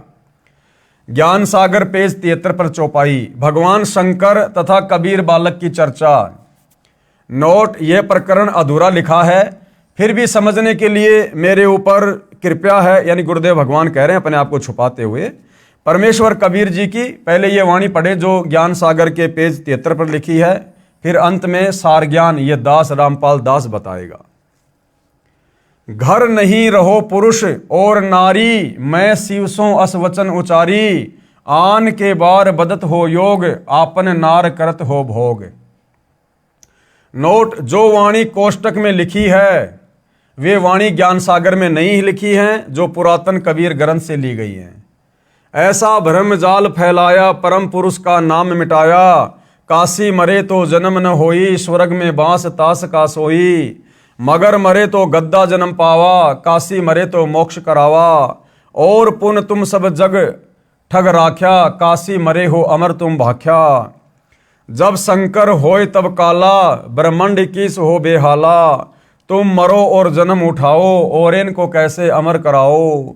सुनो शंकर एक बात हमारी, एक मंगाओ धेनु कंवारी। साथ कोरा घट मंगवाओ, बछिया के पीठ हाथ फिराओ। दूध चलेगा थनते भाई, रुक जाएगा बर्तन भर जाई। सुनो बात देवी के पूता, हम आए जग जगावन सूता। पूर्ण पुरुष का ज्ञान बताऊं, दिव्य मंत्र दे अमर लोक पहुंचाऊं। तब तक नीरू जुल्हा आया, रामानंद ने जो समझाया। रामानंद की बात लागी खारी, दूध देवेगी गाय कंवारी। जब शंकर पंडित रूप में बोले, कंवारी धनु लाओ तोले। साथ कोरा घड़ा भी लाना, तास में धेनु दूध भराना। तब जुल्हा बछिया अरु बर्तन लाया, शंकर गाय पीठ हाथ लगाया। दूध दिया बछिया कंवारी, पिया कबीर बालक लीलाधारी। नीरू नीमा बहुते अरसाई, पंडित शिव की स्तुति गाई। कहे शंकर ये बालक नाही, इनकी महिमा कही न जाई। मस्तक रेख देख मैं बोलूं, इनकी समतुल काहे को तोलूं। ऐसा नक्षत्र देखा नाही, घूम लिया मैं सब ठाही। इतना कहाँ तब शंकर देवा, कबीर कहे बस कर भेवा। मेरा मरम न जानने कोई, चाहे ज्योति निरंजन होई। हम हैं अमर पुरुष अवतारा, भव से जीव उतारूं पारा। इतना सुन चले शंकर देवा, शिव चरण धर की नीरू नीमा सेवा। ए स्वामी मम भिक्षा लीजे, सब अपराध क्षमा हमरे कीजे। कह शंकर हम नहीं पंडित भिखारी, हम हैं शंकर त्रिपुरारी। साधु संत को भोजन कराना, तुम्हारे घर आए रहमाना। ज्ञान सुन शंकर लजा आई, अद्भुत ज्ञान सुन सिर चकराई। ऐसा निर्मल ज्ञान अनोखा, सचमुच हमार है नहीं मोखा। कबीर सागर अध्याय सवसम वेदबोध पेज नंबर 132 से 134 तक परमेश्वर कबीर जी की प्रकट होने वाली वाणी है, परंतु इसमें भी कुछ गड़बड़ कर रखी है। इन नकली कबीर पंथियों ने काल प्रेरणा से कबीर सागर में भी बहुत ज्यादा गड़बड़ कर रखी है। कहा कि जुलाहा नीरू अपनी पत्नी का गोना, यानी विवाह के बाद प्रथम बार अपनी पत्नी को उसके घर से लाने को गोना अर्थात मुकलावा कहते हैं। यह गलत है। जिस समय परमात्मा कबीर जी नीरू को मिले उस समय उनकी आयु लगभग 50 वर्ष की थी। अब विचार करो, गोने से आते समय कोई बालक मिल जाए तो कोई अपने घर नहीं रखता। वह पहले गांव तथा सरकार को बताता है, फिर उसको किसी निसंतान को दिया जाता है यदि कोई लेना चाहे तो, नहीं तो राजा उसको बाल गृह में रखता है या अनाथालय में छोड़ते हैं। नीमा ने तो बच्चे को छोड़ना ही नहीं चाहा था, फिर भी जो सच्चाई है वह वही है। हमने परमात्मा पाना है, उसको कैसे पाया जा सकता है, वह विधि सत्य है तो मोक्ष संभव है। ज्ञान इसलिए आवश्यक है कि विश्वास बने कि परमात्मा कौन है, कहाँ प्रमाण है, वह चेष्टा की जा रही है। अब केवल बालक कबीर जी ने कंवारी गाय का दूध पिया था, वे वाणी लिखता हूं सवसम वेदबोध पेज नंबर 134 से। पंडित निज निज भोन सिधारा, बिन भोजन बीते बहुबारा। बालक रूप तासु ग्रह रहेता, खान पान नाही कुछ गहता। जुलाहा तब मन में दुख पाई, भोजन करो कबीर गोसाई। जुलाहा जुलाही दुखित निहारी, तब हम तिनते बचन उचारी। कोरी एक बछिया ले आओ, कोरा भांडा एक मंगाओ, तत्क्षण जुलाहा चली जाई, गऊ की बछिया कोरी लाई। अब देखो भाई और बहनों, यहां सच्चाई लिख दी परमात्मा ने कि कोई शंकर भगवान आया था या परमात्मा ने ही सारी लीला की थी। देखो, जुलाहा जुलाही यानी नीरू और नीमा दुखित निहारी यानी बहुत जब दुखी हो गए, तब हम तिनते वचन उचारी। तब कबीर परमात्मा कहते मैंने ही वचन उच्चारण किए थे, वो भले साधु रूप में था कि कंवारी एक बछिया ले आओ और कोरा भांडा, भांडा यानी मटका एक मंगाओ, तत्क्षण जुलाहा चली जाई, तुरंत नीरू चला गया और गऊ की बछिया कंवारी लाई। कोरा भांडा यानी बिल्कुल नया मटका एक ले आई, भांडा बछिया दोनों आई। दोनों कबीर के सन्मुख आना, बछिया दिशा दृष्टि निजताना, बछिया हेठ सो भांडा धरेऊ, ताके थनही दूध ते भरेऊ, दूध हमारे आगे दरही, यही विधि खान पान नित करही। अब इन वाणियों में भाई और बहनों कहीं भी शंकर जी का नाम नहीं है कि शंकर जी आए थे, साधु रूप बनाकर आए थे। परमात्मा ने सारा खेल खेला था। अब भाई और बहनों, कबीर परमेश्वर जी के विषय में वेदों में कहां लिखा है कि जब वो कबीर परमात्मा शिशु रूप में धरती पर प्रकट होता है तो उनके परवरिश की लीला कंवारी गायों के दूध से होती है। और इस प्रकार की लीला जिस महापुरुष के जीवन काल में हुई है, कंवारी गायों के दूध से पालन पोषण की, वही असल में वेदों के अनुसार कबीर परमात्मा है। तो वेद भी इसी बात की गवाही दे रहे हैं। कौन सा वेद? ऋग्वेद मंडल 9 सूक्त 1 और मंत्र 9 इसी बात की गवाही दे रहा है। अभी इम अधन्य उत श्रृणंती धेनव शिशुम सोम इंद्रियाय पातवे। अभी इमम यानी अधन्य उत श्रृणंती धेनव शिशुम सोमम इंद्राय पातवे। और क्या कह रहे हैं परमात्मा? भावार्थ, पूर्ण परमात्मा अमर पुरुष जब लीला करता हुआ बालक रूप धारण करके स्वयं प्रकट होता है, सुख सुविधा के लिए जो आवश्यक पदार्थ शरीर वर्दी के लिए चाहिए वह पूर्ति कंवारी गायों द्वारा की जाती है। अर्थात उस समय अधन्या धेनव यानी कंवारी गाय अपने आप दूध देती है, जिससे उस पूर्ण प्रभु की परवरिश होती है। तो वेद भी इस बात की गवाही दे रहे हैं कि कंवारी गायों के दूध से परवरिश केवल उसी परमपिता परमेश्वर की होती है जो कबीर परमात्मा सतलोक से चलकर शिशु रूप में प्रकट होकर पृथ्वी पर लीला करते हैं। अन्य ब्रह्मा विष्णु महेश राम कृष्ण या अन्य किसी भी धर्म के किसी भी महापुरुष के जीवन काल में उनके बाल्य काल में जो उनकी परवरिश होती है वो इस प्रकार से नहीं होती है जिस प्रकार से वेदों में लिखी अपनी महिमा के अनुसार कबीर परमेश्वर जी की होती है। तो इति सिद्धम कि काशी वाला जुलाहा कबीर, काशी वाला धानक कबीर ही पूर्ण ब्रह्म परमात्मा है और एकमात्र उसी को इष्ट मानकर पूजा करने से हमारी आत्मा का कल्याण संभव है। अब नीरू को धन की प्राप्ति, क्योंकि काफी दिनों से महीने भर से नीरू ने कोई काम धाम नहीं किया, केवल बच्चे की चिंता में लगे रहे, जिस कारण से कुछ लोगों का उनके ऊपर उधार लेने के चलते कर्जा भी हो गया था। तो परमेश्वर ने क्या दया बख्शी उस परिवार के ऊपर। बालक की प्राप्ति से पूर्व दोनों जने पति पत्नी मिलकर कपड़ा बुनते थे। 25 दिन बच्चे की चिंता में कपड़ा बुनने का कोई कार्य न कर सके, जिस कारण से कुछ कर्ज नीरू को हो गया। कर्ज मांगने वाले भी उसी 25वें दिन आ गए तथा बुरी भली कहकर चले गए। कुछ दिन तक कर्ज न चुकाने पर यातना देने की धमकी सेठ ने दे डाली। अब देखो, बहुत सारे भाई बहन हैं, नया नया नाम लेते हैं, ज्ञान इतना सुनते नहीं हैं और बाद में कहते हैं कि भैया मेरा तो कर्जा नहीं उतर रहा, मेरा तो कर्जा नहीं उतर रहा, परमात्मा ये कर देते हैं वो कर देते हैं, मेरे ऊपर बहुत कर्जा है।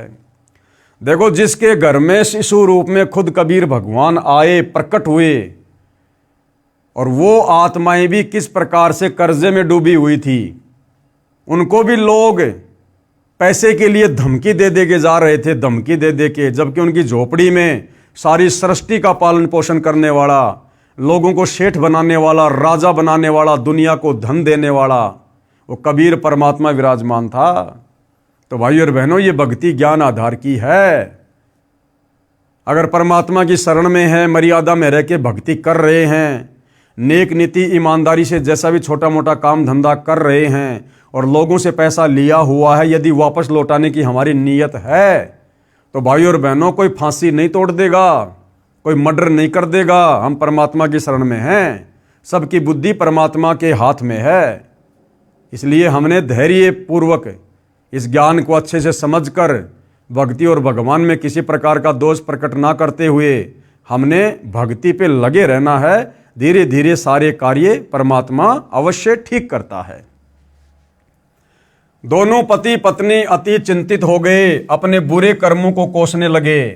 एक चिंता का समाधान होता है, दूसरी तैयार हो जाती है। देख लो भाई, एक चिंता का समाधान हुआ, कबीर परमात्मा ने दूध पीना शुरू किया तो दूसरी चिंता आ गई कि अब इनका कर्जा कहां से दें, ये मांगने वाले धमकी दे रहे हैं, परेशान कर रहे हैं, मारेंगे पीटेंगे। तो भैया आप और हमने भी विचार करना चाहिए। आप और हम तो केवल भगवान की भक्ति कर रहे हैं, इनके तो घर में भगवान था, फिर भी आगे से आगे टेंशन और चिंता। तो भाई और बहनों, हमने इतना ज़्यादा चिंतित ना होकर परमेश्वर में जो है ध्यान ही लगाना चाहिए। परमेश्वर की भक्ति से ही सारी चिंताएं धीरे धीरे, गुरुदेव कहते हैं, समाप्त होती हैं। माता पिता को चिंतित देख बालक बोला, हे माता पिता आप चिंता ना करो, आपको प्रतिदिन एक सोने की मोहर 10 ग्राम सोना पालने के बिछोने के नीचे मिलेगा। अब कोई ये ना सोचे कि भगवान मुझे भी इसी प्रकार से रोजाना 1 ग्राम सोना दे देगा। ये भगवान तो पूरी धरती को सोना बना दे।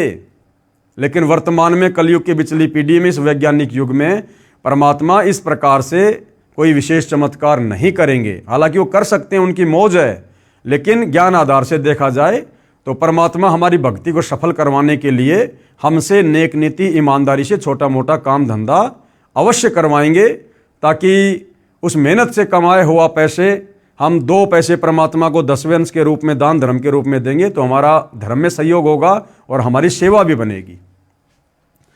आप अपना कर्ज उतार कर अपना तथा गऊ का खर्च निकालकर शेष बचे धन को धर्म कर्म में लगाना। उस दिन के पश्चात 10 ग्राम सोना प्रतिदिन नीरू के घर परमेश्वर कबीर जी की कृपा से मिलने लगा। ये क्रिया 1 वर्ष तक चलती रही। परमेश्वर कबीर जी ने मोहर सोने का सिक्का मिलने वाली लीला को गुप्त रखने को कहा था। अब देखो भाई और बहनों, परमात्मा के आदेश की अवहेलना कितनी खतरनाक होती है। शिशु रूप में कबीर परमात्मा ने नीरू नीमा को साफ साफ कह दिया था कि तुम्हें रोजाना 1 सिक्का सोने का मिलता है, इस बात को तुमने गुप्त रखना है, यह मेरा आदेश है, किसी को नहीं बताना आपने।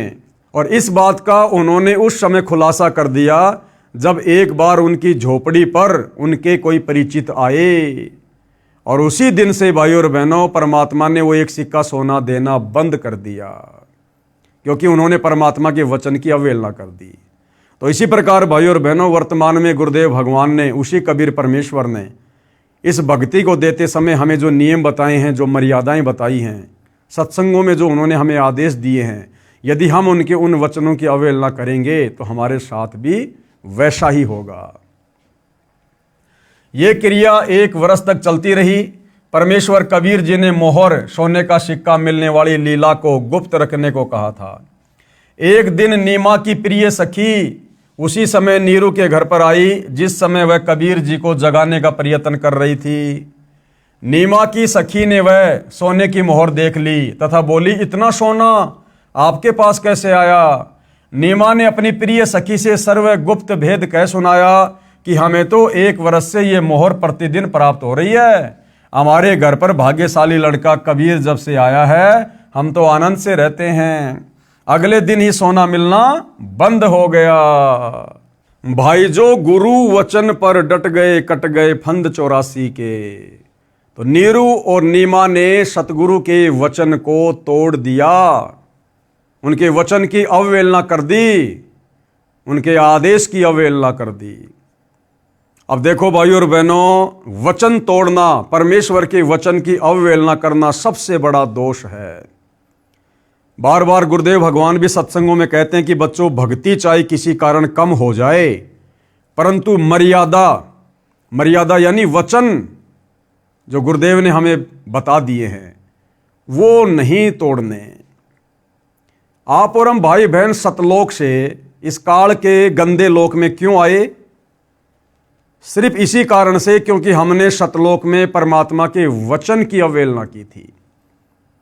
हमने उनकी मर्यादाओं को तोड़ दिया था, उनके आदेश की पालना नहीं की, हल्के में ले लिया, जिस प्रकार नीमा ने हल्के में ले लिया। सतलोक में जब यह काल तप कर रहा था, आप और हम सभी आत्माएं इसके ऊपर आसक्त हो गई, इसको देखने के लिए जाया करते थे। उसी समय कबीर परमात्मा आकाशवाणी किया करते थे कि बच्चों, इस नादान की नादानी को मत देखो, ये अपने कर्म फोड़ रहा है। तुम्हारे को मैंने किस बात की कमी छोड़ रखी है? तुम्हारे पास में किस चीज की कमी है? बार बार समझाया परमात्मा ने हमें, कई बार आकाशवाणी की, लेकिन हमने परमेश्वर के वचन पर ध्यान नहीं दिया। हमने परमेश्वर की आकाशवाणी को, अपने पिता की आवाज को हल्के में ले लिया और उनके वचन की अवहेलना हो गई। उसी बात से नाराज होकर वहां के विधान अनुसार कबीर परमेश्वर ने हम सबको इस काल के साथ यहां भेज दिया। और एक वचन की अवहेलना के चलते भाइयों और बहनों, कितने युग बीत गए हैं, कितनी बार उत्पत्ति और प्रलय हो चुकी है। काल के किस ब्रह्मांडों की, अक्सर पुरुष के साथ संग ब्रह्मांडों की गिनती नहीं है। तब से हम यही गधे कुत्ते सुअर बनकर कष्ट पे कष्ट उठा रहे हैं। क्यों? सतलोक में परमात्मा के वचन की अवहेलना करने के चलते। अब आज वही कबीर परमात्मा फिर से आप और हमें इस काल के कष्टों से छुड़वाकर सतलोक ले जाने के लिए आए हैं। संत रामपाल जी के नाम से उन्होंने हमें भक्ति दी और परमेश्वर ने फिर हमें कुछ वचनों में बांध दिया। वचनों में बांधने का मतलब है मर्यादाओं में बांधना। परमेश्वर ने हमें कुछ वचन दे दिए कि बेटा, तुमने शराब नहीं पीनी, मांस नहीं खाना, जुआ नहीं खेलना, ये मैच वगैरह नहीं देखना, बालों में डाई नहीं लगाना, किसी देवी धाम पर नहीं जाना, किसी तीर्थ धाम पर नहीं जाना, आन उपासना नहीं करनी, मोबाइल में वीडियो गेम नहीं देखना, ये फिल्में और फालतू के सीरियल नाटक नहीं देखना, बेटा राजनीति नहीं करनी, राजनेताओं के समर्थन में धक्के नहीं खाना, कहीं लोगों से फालतू का भाईचारा नहीं निभाना। जगतकार भगत का 36 का आंकड़ा होता है। ये तमाम प्रकार की नियम और मर्यादाएं देकर गुरु ने हमें अपने वचन में बांध दिया।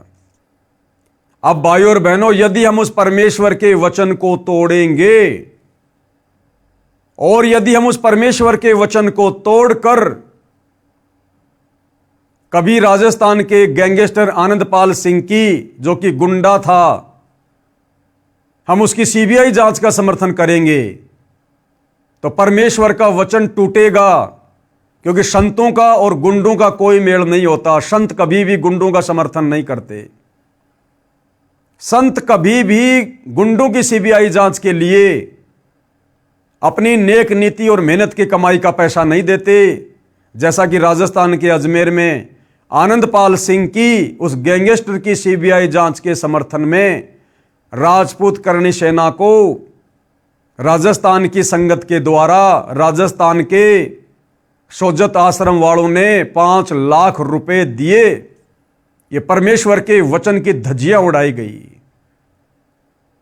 उसके बाद हरियाणा के जाट आरक्षण में सतलोक आश्रम धनाना वालों के द्वारा लाखों की संख्या में संत रामपाल जी के भक्तों को धरनों पर बैठा दिया गया और ज्योति पाठ और दान धर्म का रुपया, जो केवल अपने गुरुदेव के हाथों में दिया जाता है, सुपात्र को, जाट आरक्षण में उन कुपात्रों के हाथों में करोड़ों में दिया गया। करोड़ों में, कभी 11 लाख, कभी 25 लाख, कभी 5 लाख।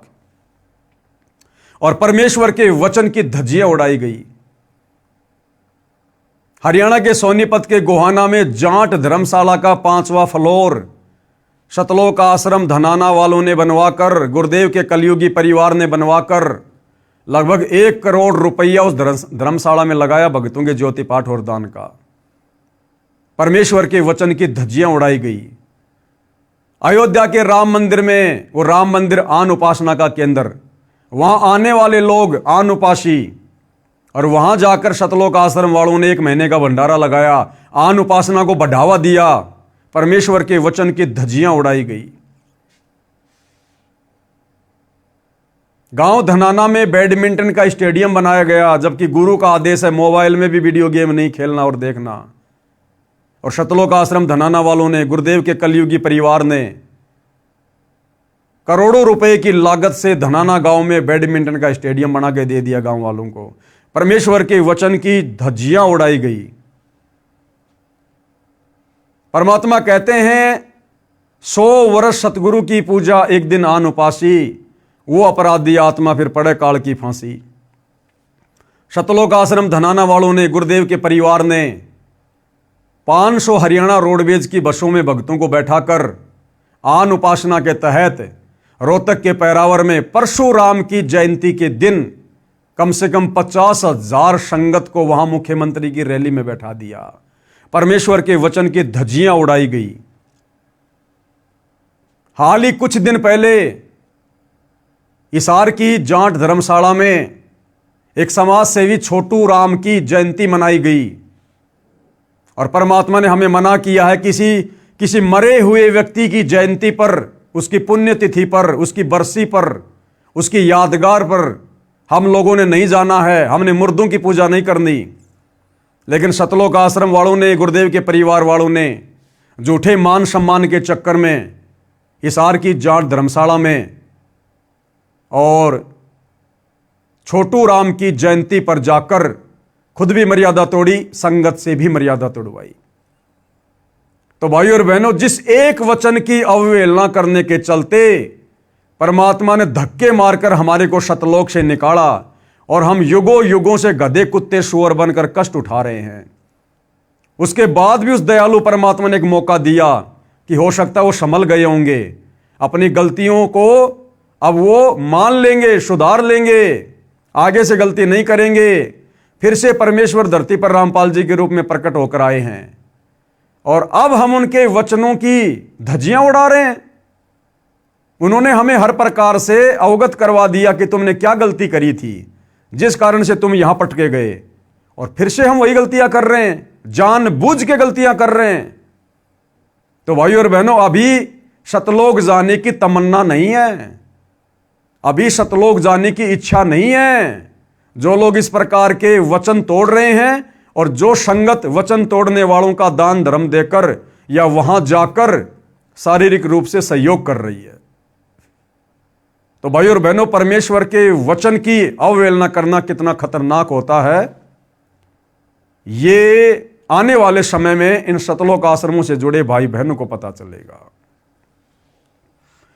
तो नीमा ने परमेश्वर के वचन की अवहेलना कर दी और अपनी सखी को सारा भेद बता दिया कि हमें तो 1 साल से प्रतिदिन 10 ग्राम सोना मिल रहा है। अगले ही दिन सोना मिलना बंद हो गया।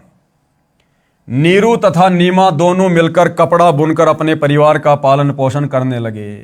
बड़ा होकर बालक कबीर भी पिता के काम में हाथ बटाने लगा। थोड़े समय में अधिक बुनाई करने लगा। अब आगे परमात्मा हमें बता रहे कि ऋषि रामानंद सेऊ, सम्मन तथा नेकी व कमाली के पूर्व जन्मों का ज्ञान, जो कथाएं गुरुदेव भगवान हमें सुनाते हैं, ऋषि रामानंद जी की, सेऊ की, सम्मन की और नेकी तथा कमाली की, तो इनके पूर्व जन्मों का क्या इतिहास है, पहले इनके और मनुष्य जन्म कौन कौन से थे, उनकी जानकारी परमात्मा हमें दे रहे हैं। इससे हमें यह भी पता चलेगा कि परमात्मा अपनी अच्छी आत्माओं के पीछे युगों युगों से लगे हुए हैं। उन्हें भक्ति देकर रिचार्ज करके कलयुग की पिछली पीढ़ी तक मनुष्य जन्म दे देकर लेकर आते हैं। तो इन महापुरुषों के पूर्व जन्म क्या थे और किस प्रकार से परमेश्वर ने इनको अपनी शरण में लिया। ऋषि रामानंद जी का जीव, कौन रामानंद जी? पंडित रामानंद जी, जिन्होंने 650 साल पहले कबीर परमात्मा जी के मुंह बोले गुरु बनने की भूमिका की थी। ये जो पंडित रामानंद जी था, ये सतयुग में विद्याधर नाम का ब्राह्मण था, और इसी के घर में परमात्मा जी आए थे शिशु रूप में। और जो सतयुग में पंडित रामानंद जी वाली आत्मा विद्याधर नाम का ब्राह्मण था, और उसकी जो पत्नी थी वो कौन थी? कमाली वाली आत्मा, जो शेख तकी की लड़की थी जिसको परमात्मा ने कब्र से निकालकर जीवित किया था, कमाली नाम रखा था, अपने पास अपनी बेटी की तरह रखा था। वही कमाली वाली आत्मा सतयुग में पंडित रामानंद जी वाली आत्मा, जो कि विद्याधर नाम का ब्राह्मण था, उसकी पत्नी थी। और फिर वही पंडित रामानंद और कमाली वाली आत्मा त्रेता युग में भी पंडित वेदविग और सूर्या नाम से दोनों पति पत्नी थे। पंडित रामानंद जी का जीव सतयुग में विद्याधर ब्राह्मण था, जिसे परमेश्वर सत सुकृत नाम से मिले थे। त्रेता युग में वह वेदविग नामक ऋषि था, जिसको परमेश्वर मुनिंद्र नाम से शिशु रूप में प्राप्त हुए थे। तथा कमाली वाली आत्मा सतयुग में विद्याधर की पत्नी दीपिका थी और त्रेता युग में सूर्या नाम की वेदविग ऋषि की पत्नी थी। उस समय इन्होंने परमेश्वर को पुत्रवत पाला तथा प्यार किया था। इन्होंने कबीर परमेश्वर जी को पुत्रवत पाला और प्यार किया था। उसी के पुण्य के कारण ये आत्माएं परमात्मा को चाहने वाली थी और अपनी चाहने वाली आत्माओं के लिए परमात्मा यहां भटकता रहता है। कलयुग में भी इनका परमेश्वर के प्रति अटूट विश्वास था। ऋषि रामानंद व कमाली वाली आत्माएं ही सतयुग में ब्राह्मण विद्याधर तथा ब्राह्मणी दीपिका वाली आत्माएं थी, जिन्हें ससुराल से आते समय कबीर परमेश्वर एक तालाब में कमल के फूल पर शिशु रूप में मिले थे। यही आत्माएं त्रेता युग में वेदविग तथा सूर्या ऋषि दंपत्ति थे, जिन्हें परमेश्वर शिशु रूप में प्राप्त हुए थे। अब सम्मन तथा नेकी वाली आत्माएं, अब सम्मन और नेकी वाली आत्माएं कौन थी? पहले उनके क्या क्या जन्म थे? सम्मन तथा नेकी वाली आत्माएं द्वापर युग में काणु वाल्मीकि तथा उसकी पत्नी गोदावरी थी। काणु वाल्मीकि तथा उसकी पत्नी गोदावरी थी, जिन्होंने द्वापर युग में परमेश्वर कबीर जी का शिशु रूप में पालन किया था। उसी पुण्य के फलस्वरूप परमेश्वर ने उन्हें अपनी शरण में लिया। अब द्वापर युग में कबीर परमात्मा ने जो शिशु रूप में प्रकट होने की लीला की थी, और उस समय काणु वाल्मीकि तथा उसकी पत्नी गोदावरी ने जो परमात्मा जी का पालन पोषण किया था, वो आत्माएं कौन थी? वो कालू वाल्मीकि आगे चलकर कौन बना? सम्मन। और उसकी पत्नी गोदावरी आगे चलकर क्या बनी? नेकी। सम्मन और नेकी वाली आत्मा द्वापर युग में काणु वाल्मीकि तथा गोदावरी के रूप में थे, जिन्होंने परमात्मा के पालन पोषण की जो है लीला के तहत उन्होंने सेवा प्राप्त की थी। जिन्होंने द्वापर युग में परमेश्वर कबीर जी का शिशु रूप में लालन पालन किया था, उसी पुण्य के फलस्वरूप परमेश्वर ने उन्हें अपनी शरण में लिया था। और ये सेऊ कौन था? जो सम्मन और नेकी का बेटा सेऊ था, ये द्वापर में कौन था? इसका भी परमात्मा इतिहास बता रहे हैं। सेऊ यानी शिव वाली आत्मा द्वापर में ही एक गंगेश्वर नामक ब्राह्मण का पुत्र गणेश था। सेऊ की आत्मा द्वापर युग में एक गंगेश्वर नाम का ब्राह्मण था, जिसका बेटा था, और क्या नाम था? गणेश। और ये जो गंगेश्वर था, ये परमात्मा का घोर विरोधी था। ये परमात्मा जी का घोर विरोधी था, गंगेश्वर नाम का ब्राह्मण द्वापर युग में, जिसका बेटा गणेश था, जो आगे चलकर सेऊ के रूप में जन्मा। और वो जो गंगेश्वर था, जो द्वापर में परमात्मा का विरोध किया करता था, वो फिर आगे चलकर शेख तकी बना। सिकंदर लोदी का धार्मिक गुरु बना शेख तकी। एक गंगेश्वर नामक ब्राह्मण का पुत्र गणेश था। कौन? सेऊ द्वापर में, जिसने अपने पिता के घोर विरोध के पश्चात भी मेरे उपदेश को नहीं त्यागा था। तथा गंगेश्वर ब्राह्मण वाली आत्मा कलयुग में शेख तकी बना। वह द्वापर युग से ही परमेश्वर का विरोधी था।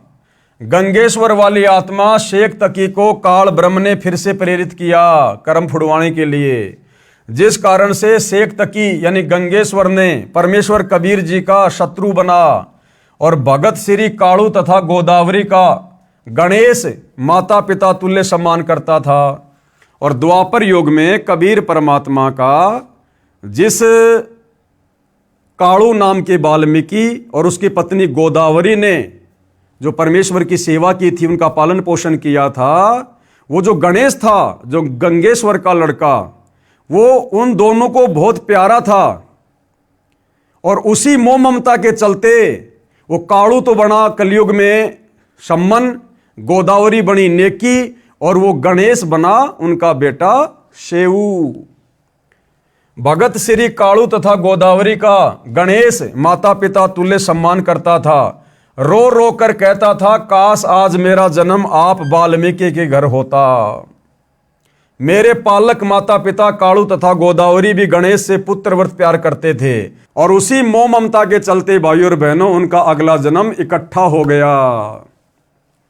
यानी गीता अध्याय 8 श्लोक 6, हे अर्जुन, अंत समय में ये प्राणी जिस भी भाव से भावित होता है, यानी जिस भी वस्तु में इसकी मोह ममता होती है, उसका अगला जन्म वही होता है। तो द्वापर युग में भाइयों और बहनों उन तीनों का आपस में विशेष प्रेम था, जिस कारण से परमात्मा ने कलयुग में तीनों को इकट्ठा जन्म दे दिया, सम्मन, नेकी और शेऊ के रूप में। उनका मोह भी उस बालक में अत्यधिक हो गया था। इसी कारण से वे फिर से उसी गणेश वाली आत्मा अर्थात शेऊ के माता पिता नेकी तथा सम्मन बने। सम्मन की आत्मा ही नौशेरवा शहर में नौशेर खा राजा बना, फिर बलक बुखारे का बादशाह अब्राहिम अदम सुल्तान हुआ, जो कथाएं हमें गुरुदेव भगवान ने बार बार सुनाई है। तब उसको पुनः भक्ति पर लगाया। मोक्ष नहीं हुआ अब्राहिम का, केवल भक्ति पर लगाया। आगे परमेश्वर की लीला के तहत शिशु रूप में जब काजी मुसलमान परमेश्वर की सुन्नत करने के लिए आए, जो मुसलमान धर्म में एक रिवाज है बच्चे की सुन्नत करने का, तो जब मुसलमान शिशु रूपधारी परमेश्वर कबीर जी की सुन्नत करने लगे, तो परमेश्वर जी ने क्या लीला की, इस सत्यनारायण कथा के तहत हम पढ़ेंगे। शिशु कबीर की सुन्नत करने का असफल प्रयास। शिशु रूपधारी कबीर देव की सुन्नत करने का समय आया, तो पूरा जन समूह संबंधियों का इकट्ठा हो गया। नाई जब शिशु कबीर के लिंग को सुन्नत करने के लिए कैंची लेकर गया, तो परमेश्वर ने अपने लिंग के साथ एक लिंग और बना लिया, लीला की परमात्मा ने। फिर उस सुन्नत करने को तैयार व्यक्ति की आंखों के सामने 3 लिंग और बढ़ते दिखाई दिए। कुल 5 लिंग एक बालक के देखकर वह सुन्नत करने वाला आश्चर्य में पड़ गया। तब कबीर जी शिशु रूप में बोले, भैया एक ही लिंग की सुन्नत करने का विधान है ना तुम्हारे मुसलमान धर्म में। बोला शेष 4 की सुन्नत कहां करनी है, जल्दी बोल। और शिशु को ऐसा बोलते सुनकर तथा 5 लिंग बालक के देखकर नाई ने अन्य उपस्थित व्यक्तियों को बुलाकर वह अद्भुत दृश्य दिखाया। यानी परमात्मा ने इस भ्रमणा को तोड़ना था कि नादानो, अगर ये सुन्नत करने का विधान अगर परमात्मा का होता, तो क्या परमात्मा मां के पेट से सुन्नत करके नहीं भेजता बाहर? तुम लोगों ने अपनी मनमुखी धारणा बना रखी है। ये सभी उपस्थित जन समूह ये देखकर अचंभित हो गया, आपस में चर्चा करने लगे, ये अल्लाह का कैसा कमाल है। एक बच्चे को 5 पुरुष लिंग ये देखकर बिना सुन्नत किए ही चला गया। बच्चे के 5 लिंग होने की बात जब नीरू व नीमा को पता चला, तो कहने लगे, आप क्या कह रहे हो, ये नहीं हो सकता। दोनों बालक के पास गए तो शिशु को केवल एक ही पुरुष लिंग था, 5 नहीं थे। परमात्मा ने फिर से अपनी लीला समेट ली। तब उन दोनों ने उन उपस्थित व्यक्तियों से कहा, आप क्या कह रहे थे, देखो कहां है बच्चे के 5 लिंग, केवल एक ही है। उपस्थित सारे व्यक्तियों ने पहले आंखों देखे थे 5 पुरुष लिंग, तथा उस समय केवल एक ही लिंग यानी पेशाब इंद्री को देखकर आश्चर्यचकित हो गए। तब शिशु रूपधारी परमेश्वर बोले, हे भोले लोगों, आप लड़के का लिंग किस लिए काटते हो? क्या लड़के को बनाने में अल्लाह यानी परमेश्वर ने चूक कर दी जिसे आप ठीक करते हो? क्या आप परमेश्वर से भी बढ़कर हो? यदि आप लड़के के लिंग की चमड़ी आगे से काटकर सुन्नत करके उसे मुसलमान बनाते हो, तो लड़की को मुसलमान कैसे बनाओगे? भैया लड़के को तो तुमने पेशाब इंद्री की आगे से थोड़ी सी खाल काटकर मुसलमान बना दिया, तो तुम्हारा लड़का तो बन गया मुसलमान। लेकिन जो लड़की पैदा होती है उसका क्या काटकर मुसलमान बनाओगे? इस गलत धारणा का परमात्मा ने खंडन किया इस प्रकार की लीला करके। यदि मुसलमान धर्म के व्यक्ति अन्य धर्मों के व्यक्तियों से भिन्न होते तो परमात्मा ही सुन्नत करके लड़के को जन्म देता।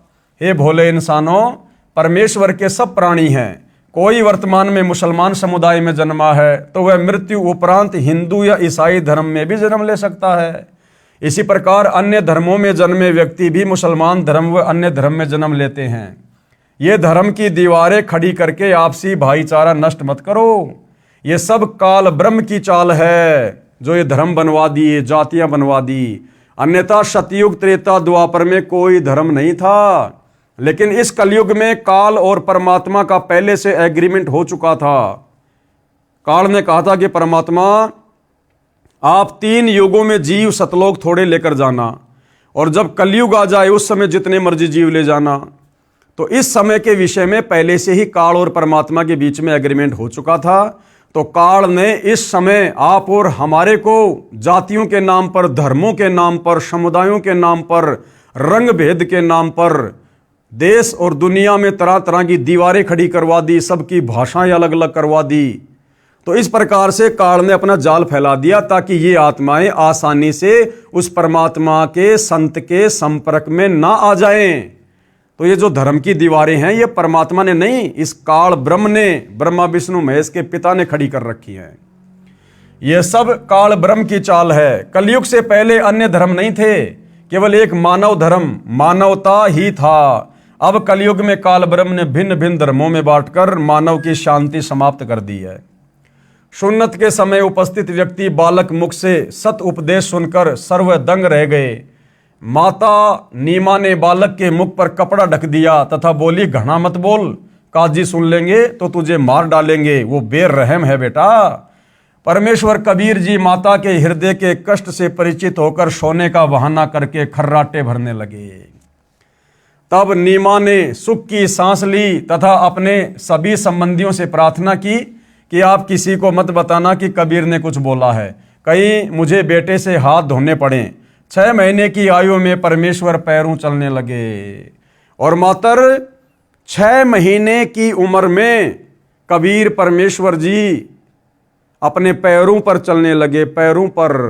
जबकि आम व्यावहारिक जीवन में जब बच्चा 1.5 से 2 साल का हो जाता है तब कहीं जाकर अपने पैरों पर चलता है। तो भाइयों और बहनों, ये सत्यनारायण कथा है। कबीर परमेश्वर जी के लीला में जीवन के विषय में हम पढ़ रहे हैं, और इस प्रकार की जो सत्यनारायण कथा है जिससे हम युगों युगों से दूर थे, क्योंकि किसी को सत्यनारायण का पता ही नहीं था।